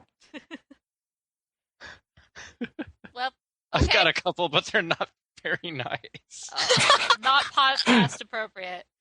Oh, no, they're appropriate. Okay, here's how the scene would go. Gee willikers, Batman, what are we going to do now? I'm not quite sure, Robin. We men are helpless against the old nag. Bum, bum, bum. I'll take what I can get. The old nag.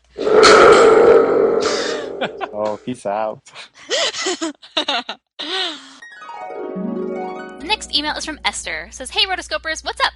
I'm enjoying the podcasts that keep coming throughout the summer." Summer, oh my gosh, this was really old. I'm so sorry, Esther.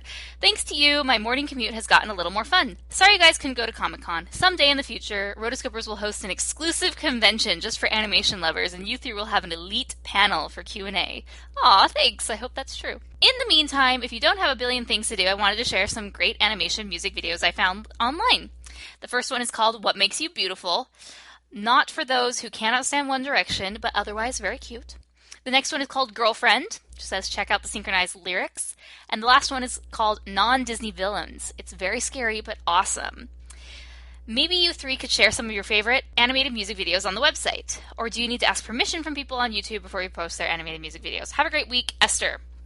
Thank you, Esther. I am going to post those 3 videos in the show notes so everyone can check them out. I actually don't have any favorite animated music videos, but I will start researching them, and I think that's a really good idea to do a post about that. So hopefully we can do that in the next little bit. Our next email is from Abraham. He says, Hi, Rotoscopers. Love your podcast. Big fan. Met you through Hypable. I'm a big Studio Ghibli fan, and I would love to hear your thoughts on Nausicaa, Kiki's Delivery Service, Princess Mononoke, My Neighbor Totoro, and The Grave of the Fireflies. I fell in love with French animation, so thanks to Persepolis, which would be a great episode for your podcast if you want to try a different style of animation. Other French director I like is Michael Ocelot. I know him first around from Kirikou and the Sorcerer, but he has some awesome films such as Princes and Princesses, Azur and Asmar, and a sequel for Kuriku. I would definitely recommend these films to you guys because the director has a unique style of storytelling. Anyway, thank you for the amazing podcast. Keep up the great work. Greetings from Mexico, Abraham. Thanks, Abraham. So definitely next year we are going to be trying to get a few more Studio Ghibli films on the podcast. So definitely there's high demand for those, so we're going to be doing those. And then also I love your recommendations for French animation. That's something that we haven't done too much of. Persepolis, I remember seeing that and loving that movie. And then I know Chelsea and I are planning on doing Monster in Paris when it's just a Morgan Chelsea episode, like Mason is busy or can't make it, then that's one of the ones that we have that we are going to do. So get ready for that, and I'll be sure to check out these other films. This next email is from Gemma, and I'm going to do my best Gemma impression. Hi guys! I'm just emailing to say that I was a bit horrified that I wasn't able to record a voicemail for your Corpse Bride episode.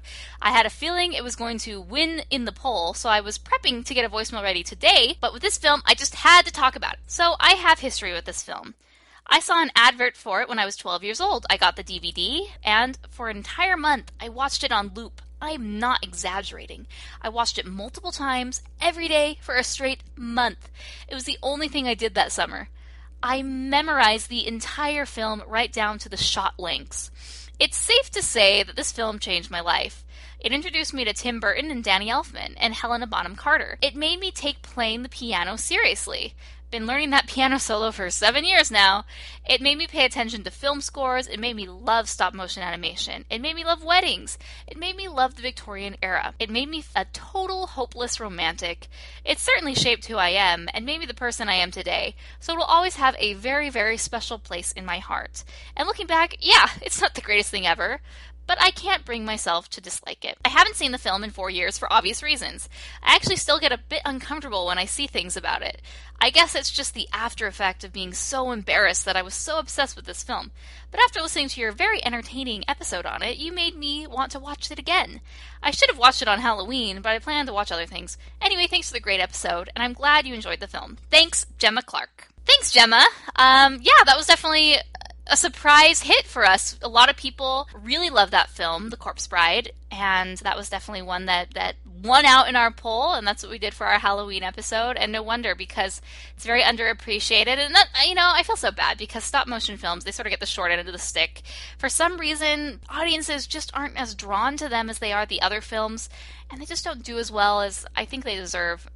So that's why I like going back and reviewing these films, and love hearing your thoughts on these films. I love reading these emails about different movies that we've covered or that are going to cover, or send us your voicemails, whatever, because it's fun to see how those movies have impacted your lives. Yeah, I love it. This comes back to the origin story for The Corpse Bride, which is a Jewish folk tale in the which pretty much the same thing happens. A groom-to-be is playing around, practicing his vows in the forest, and he puts the ring on the twig thinking it was a twig, and it was actually the woman. Against his will, he's married to a corpse. In the original Jewish tale, I think all he has to do to get rid of her is perform a proper Jewish divorce ceremony, which I don't know. Is that hard?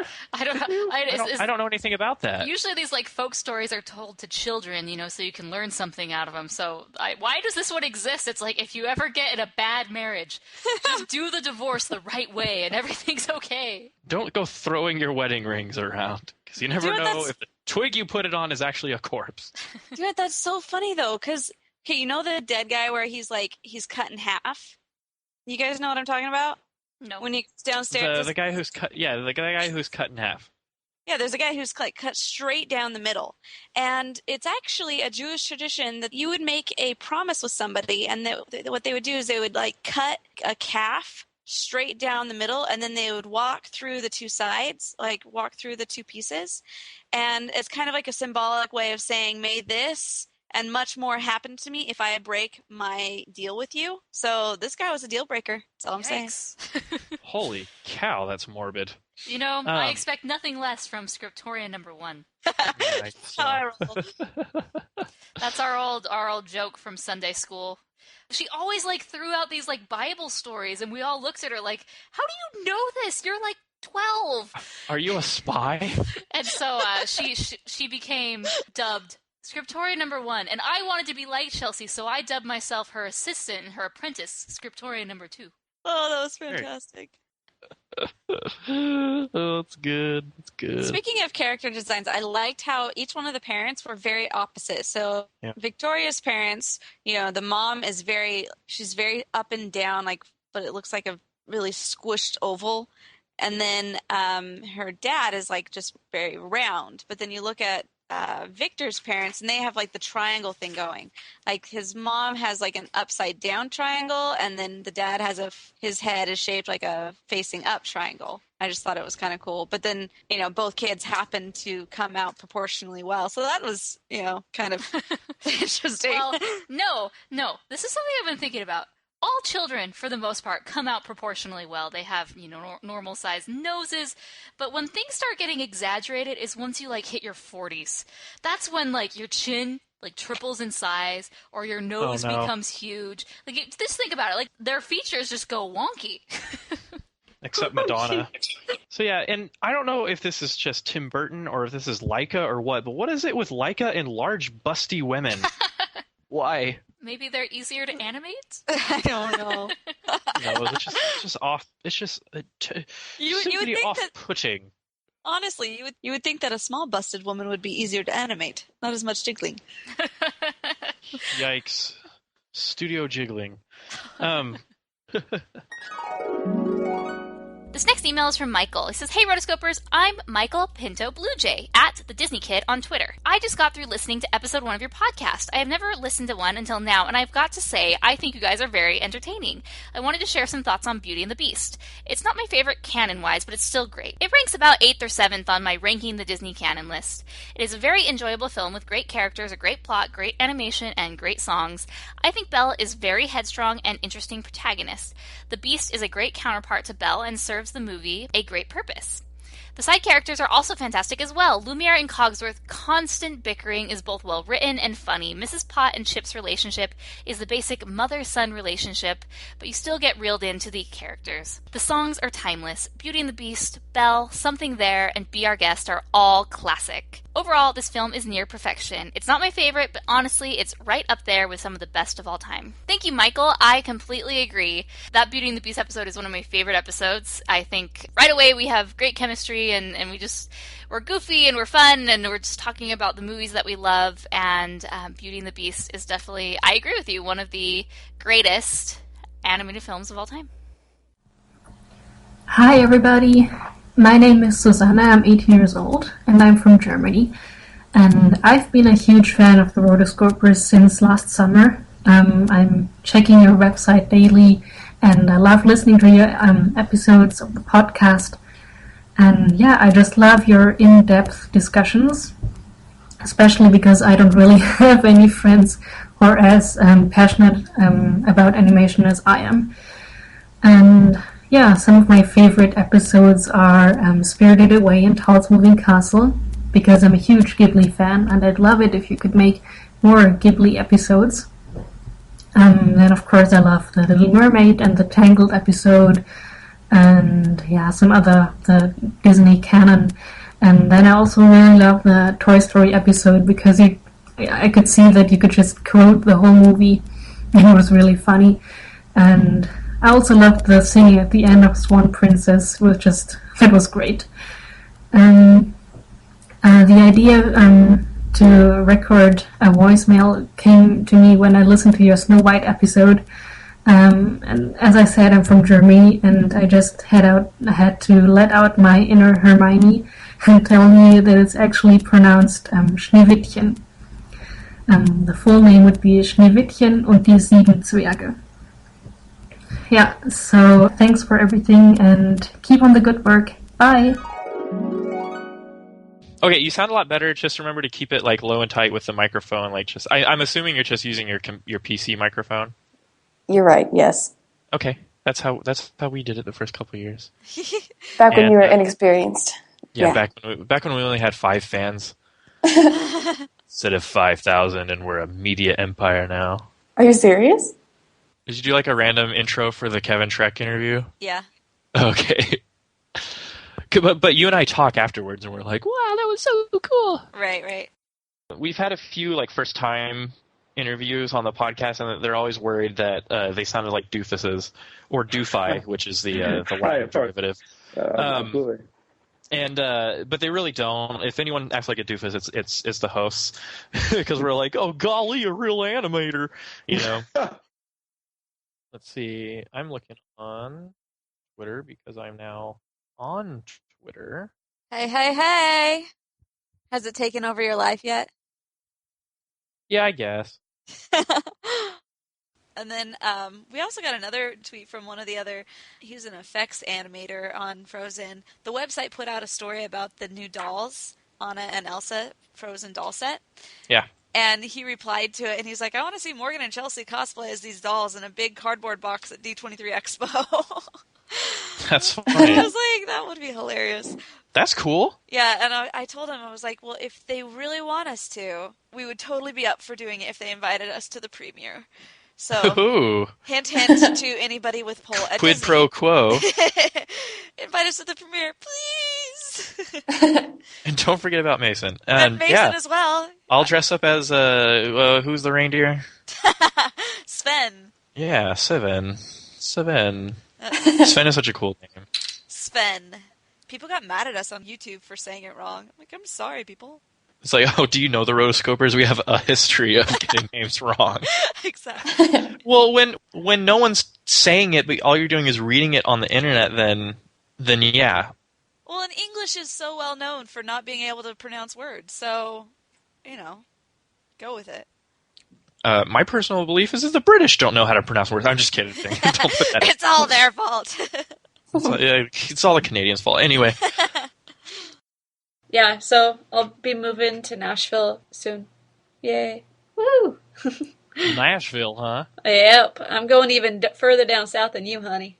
Well, I live in the live music capital of the world, and you live in the country music capital of the world. There you go. You're cheating hard.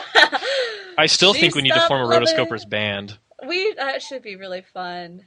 I'll play the violin. I play harmonica and jug and laundry scraper. Oh no, I want that. I played that at Disneyland. They pulled me aside. They're like, "You want to play in the band?" I'm like, "Oh yes, yes, I do." Don't touch me. Oh, you're so sad. How about a big hug from Lester? Doofus. Oh, they need a Lester in the parks just so I could do that. I mean, I don't know if people care, but basically starting from mid-December till now, I had to do finals at BYU, got married.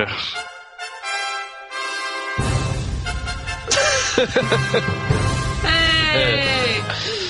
Dude, I totally got married, and it's awesome. Super, super freaking happy. We had the ceremony, and then we went on our honeymoon, and then we had the reception, and then Christmas, of course. And then we actually had to fly up to Utah and drive down to Texas because I actually transferred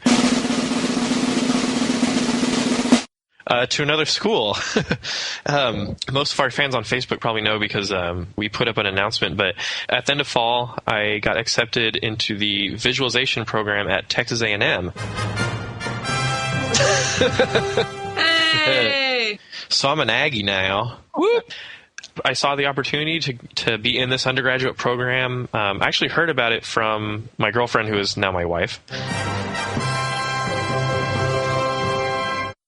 But anyway, this is a really long story. But yeah, I've moved. I'm in a new school. I am still studying animation and stuff that I love. So it's really fun to kind of be in this new stage of my life, and I'm really excited about it.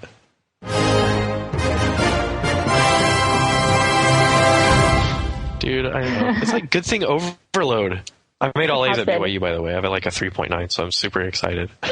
Well, I can't wait to hear your adventures as they progress, and I'm sure like our listeners will be very interested. So you're expected and required to do well for the sake of the podcast. All right, next email is from Ariane. She says, Dear Rotoscopers, I discovered your podcast several weeks ago and listened to almost every episode. The remaining episodes are on my to-do list after I have seen the movies.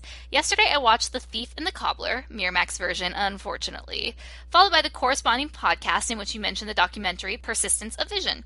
However, I cannot find it anywhere online. YouTube only features trailers about the documentary, and there is no DVD available through the official Facebook page or other channels. My question is, if you know how I could watch this documentary, because I really want to see it. I live in Netherlands, but some U.S. streaming services are available to me.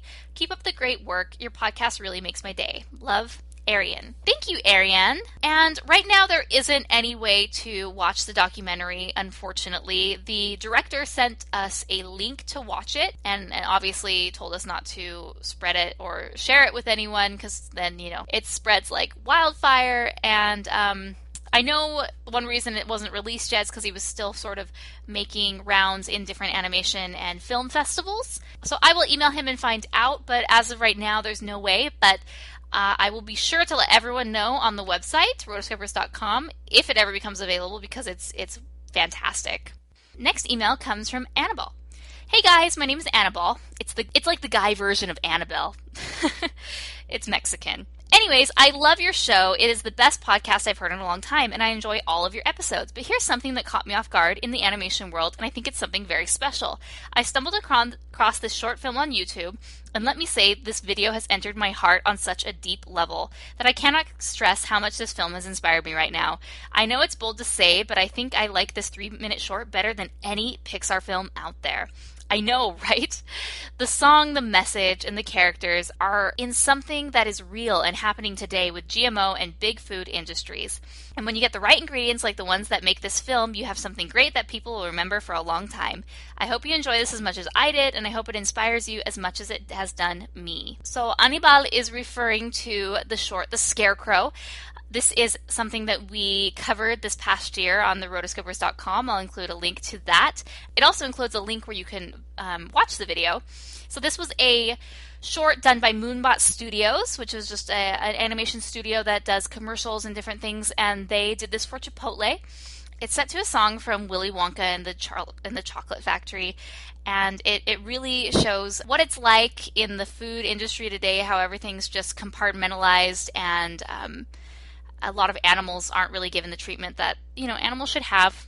And it's really awesome. It was actually one of the ones that was nominated for our best shorts for the Rotoscopers Awards, and I think it's really fantastic. So check out The Scarecrow, and let me know in the show notes what you think about it. All right, our next email is from David. He says, hello. I feel I just have to introduce myself. Hi, I am David. I run a small animation studio called Theory Animation. It's a collection of animators I've met over the years who have all decided to make our own cartoons.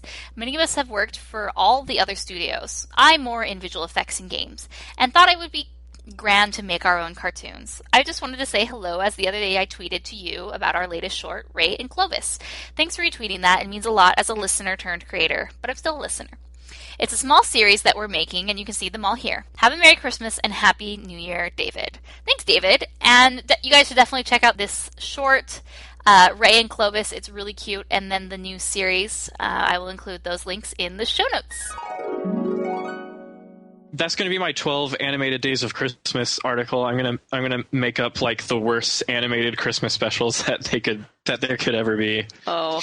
Please put Hobbit animated Christmas special. Oh. I'll do that, Smeagol's He-Man. like, what do you get a Hobbit for Christmas? Elves. But do Do Tolkien elves celebrate Christmas? How do you spell that? Oh, the Hobbit Christmas special. That'd be awesome. Let me take it over. Well, I'm going to do... For the... Get off. I have Camtasia so I can record what happens on the screen, so we should record like a script fight going on. Yeah. Okay, this is my half of the script. This is your half of the script. See all these underscores? That's the line. You do not cross this line. Oh, awesome. Tie up I think there's a delay. Oh, sorry. Otherwise, I wasn't trying to interrupt you. I think I was it was a delay. And then hey, shut up! Excuse me, I need to finish. These people need to know. Oh, okay. That's okay, Morgan. I know. Okay. It's gonna get cut. They must have been really frustrated. It's gonna get cut anyway. Hey! No, that's a blooper. Or maybe best of. Mason, one more interruption like that and you are out of here. I'm a kind, compassionate person with a heart as big as a lion. You need to watch Kicking and Screaming with Will Ferrell. But anyway, yeah, for some reason it was like, I'm sorry, sir, there appears to be a server error. And then his assistant was like, I was like, guys, we get out of here. Modern day technology. Sorry, we are delayed right now. Try talking to me. I said it might be my internet connection because I'm kind of pirating it right now. Yo ho, a pirate's life for me. You just broke out when you were saying that. That was funny. I like when he's looking up at the moon. He's like, why did you send me here? Blah, blah, blah. It's all my fault. Blah, blah, blah. I wanted Mufasa to come out and be like, remember who you are. You are my son, the one and true king. And Jack's like, Mufasa, you got the wrong movie. No, there's a Simpsons episode about that. There is? Lisa's talking to the sax man and he dies. Oh, and, yeah. And he's talking to him in the clouds, and then Mufasa comes right up next to him. He's like, remember who you are, Lisa. And then it's is it from Star Wars? Yeah, it's Darth Vader. David Earl Jones. I am your father, because it's the same guy who does the voice. Yeah. Oh, yeah. All three of those. Yeah. Yeah, and he was like, no, get your own movie. Get your own cartoon. Like, where? Sorry. They just disappear. That's awesome. Oh, Simpsons Marathon. It is happening. That's a great one. Oh. Okay, so our next email is from Stephanie. She says, do you have a list on the site or suggestions for books on the history of animation? And that's actually a hard one. I've looked, since I got this email, I sort of did a little bit of research. Honestly, there isn't really a go-to source that I know of regarding the history of animation. There are a few books on the subject. I took a history of animation class in college, and it was honestly one of the best classes I've ever taken. If anyone goes to BYU, take it. Darrell Larson is the professor, and he's incredible. It just helped me understand the medium and its origins so much more. And I'm sure history of animation is just a basic class in any animation program. So if you have access to it, take one. But again, that professor, Darrell, he mentioned that he was going to be working on a history of animation book. So I emailed him, and he says that he hasn't had time to release it yet. He's also a big Monty Python fan, and he's released about 3 or 4 books since I took that class. So he's kind of been focusing on that. But I am just waiting for this book to come out. Hopefully it'll be in the next few years, which is unfortunate. But I know when he puts it out, it's going to be fantastic. So if that ever comes out, I'll definitely keep you informed. But in the meantime, one book that I think is really good is Of Mice and Magic. Now, this is the book that we used in my history of animation class. It's a bit old. It hasn't been updated in a while, since the 90s, I believe, but great resource. The author is a very famous animation historian, so that is a book that you want to check out, Of Mice and Magic, and I'll include it in the show notes. Another book, this is a newer book about the history of animation. Personally, I haven't read it, but it looks really good, and it's obviously newer, so it's more up to date. It's called The World History of Animation, and I thought that's definitely one that would be worth your time. This isn't, I guess another site is, we've mentioned in the past, traditionalanimation.com. or you can find them on Facebook, facebook.com/traditionalanimation. They are a fantastic resource for 2D animation, and every day, multiple times a day on their Facebook page, they post different concept models or character designs and sheets, and it's really cool to see those and kind of learn a little bit about each film, and there's no rhyme or reason to which film they post, they just post them. But so definitely check out those 2 books. And if I find anything else, I will let you know. And I will try to get a animation history resource page, hopefully on the site. Our next email is from MB. Dear fellow animation addicts, I was wondering if you could do a review of Disney's Oliver and Company. It's been 25 years since its debut, and it had always been a pretty underappreciated film. It may not measure up to movies during the company's renaissance, but at the same time has some real significance in Disney history. There were a lot of positive firsts, like being the first to have its own CGI department and make great use of technology, and some more controversial ones, like product placement. Another trend starring music celebrities who are new to acting can be seen there. I would love to see your thoughts on these things. Thanks, MB. Well, thank you, MB. I love your initials. Those are part of my initials too. I love Oliver and Company. I haven't seen it in a long time. Georgette is fabulous. Oliver and Penny are Jenny, right? Penny is in Rescuers. Jenny is in Oliver and Company. And I just saw the musical Oliver. It really sort of brought back my love for Charles Dickens. This was an interesting film that Disney did, basing it sort of off this very well-known book and then turning it into animals and their stories about cats and dogs, and it's very awesome. So that's definitely a good one that we will put on the list. All right, our next email is from Jarlet. It says, there seems to be work for a Wicked as a Disney animated film. There are many new character designs, and he includes a link. Also, a storyboard claiming to be a Disney storyboard that shows one of the songs of Wicked. I would love to read your guys' opinion on the site. Thanks. Those actually aren't official Disney storyboards or the animatic. It's actually an artist who works at Disney, Minkyu Lee. You may know from Adam and Dog, the short which was nominated in 2012. But it's just sort of a personal project, just fun, seeing what's going on, how the characters would look if they were 2D animated. And then the animatic of Defying Gravity, that's from a different artist, just saying, hey, if I was involved in making an animated version, this is how I would do it. But those are just 2 separate projects of Wicked fans who happen to be artistically inclined, sharing their love about it. So I know that there is a live-action version of Wicked in place, but unfortunately not animated.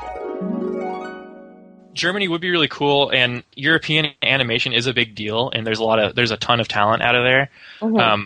I just don't think it would be good for me, because, I mean, what do I do with my wife, and then the expenses and stuff. But is there, a company there that you work with? I'm really confused. I didn't realize that Germany was... I think you go to an art school over there, and you work on some production stuff for animation. Interesting. I learn something new every day. I didn't realize.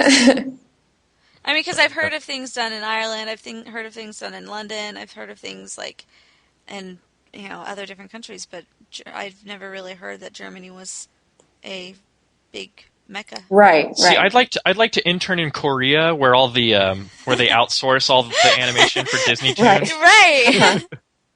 I'd like to get their perspective. Have you seen the King of the Hill rulebook? I went to the King of the Hill archives at Texas State last summer, and a lot of the notes are the production crew having problems with the outsourced animators. Right. I thought that was really interesting. You really ought to take a trip over there and check it out, because if you want to look at the production side of a serial animated series like King of the Hill, that so important to Texas culture, then you ought to check it out. They're really nice. They'll just let you go in and check it out. That's awesome. But yeah, I loved it because it was characters never drink with their eyes closed. They never laugh with their eyes closed. It can get very specific. Oh yeah, I thought when they cry, the tears don't go out to the side like a fountain. They're just really small, and they just trickle down their face, just real small things like that. Yeah. Well, King of the Hill definitely leans towards realism. What a lovely tangent we've just been on. Hey Rotoscopers, this is Davis of the Pop Culture Social Club.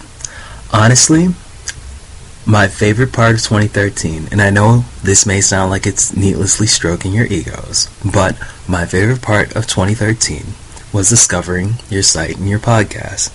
See, I was looking for some more Disney in my life, and while y'all don't talk exclusively about the company. Y'all talk about it enough that it scratches that itch, so to speak. And it was a lot of fun seeing y'all get as excited about Frozen as I was about Frozen. So, y'all have a Merry Christmas, Happy New Year, and here's 2014. Oh, and always, more princesses.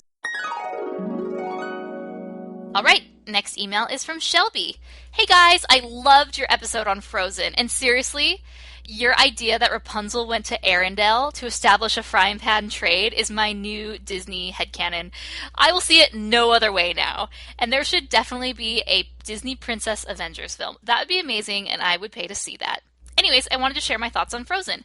First, I want to say that I loved it. My fiancé and I really enjoyed this film, and it reminded me of why we're taking the time to go see all the new animated films that come out. We've done this ever since we started dating. The first movie we saw together was an animated movie. It was Monsters vs. Aliens. Yeah, I know, right? That one. Why? We only saw that because he didn't want to take me to see He's Just Not That Into You. Well, you know what, Shelby? I think that was a good choice. He thought it sent the wrong message. Even better choice. But seeing that established how we both adored animated films. We're animated movie nerds, and Frozen met all of our expectations. We were enthralled. We definitely didn't see the twist coming. The gasps of shocks and disgust were so loud in our theater. My jaw dropped. Slow clap for Disney plot twist genius. On to the music. I loved all the songs except In Summer. As quirky and as cute as it was, I really didn't think it was worth the amount of time it took away from the main plot. Let It Go is by far my favorite song, followed by Do You Want to Build a Snowman? That song made me cry, and I wasn't the only adult in the theater shedding tears. One thing you didn't mention was how great Kristen Bell's voice acting was. I had no idea she could sing. That was a pleasant surprise for me. I think the pacing of the film was off, and that was discussed a bit in the episode. But I think all in all, it was a pretty solid movie. For me, it gets 4.5 stars. It doesn't quite beat Tangled. I give it 5 stars, thanks in part to Zachary Levi's work as Flynn, but it's definitely going to remain one of my all-time favorites. I can't wait to see what they put on the Blu-ray special features. Thanks for being awesome and giving everyone the chance to get excited about Frozen throughout November. Oh wait, excuse me, Frozember. Shelby. Thank you, Shelby, and thank you for writing your opinion on Frozen. I definitely agree with your 4.5 stars. And that it's just a little slightly below Tangled. Glad you liked the episode, and Frozember. It seems that Frozember was a hit. I loved Frozember, thought it was fantastic, and I can't wait to see what this next year brings. All right, next one is from Thomas. He says, hey guys, quick question, or possibly nerdy couch discussion question. What do you guys think of animated movies being called cartoons by general audiences? I say this because I live in the UK, and the leading TV news station show in our country, the BBC, got to interview the directors of Frozen on their breakfast show. The presenters were so unaware of the art of animation and what value animators do. The presenter really seemed ignorant to the work that the two directors do. It made me really angry. Do you guys get equally grumpy when animated features are just seen as 2 hours that will keep the kids quiet? Thanks, Thomas. Yes, Thomas, I completely agree. I think that is one of the worst misconceptions about animation, that it's just kids stuff.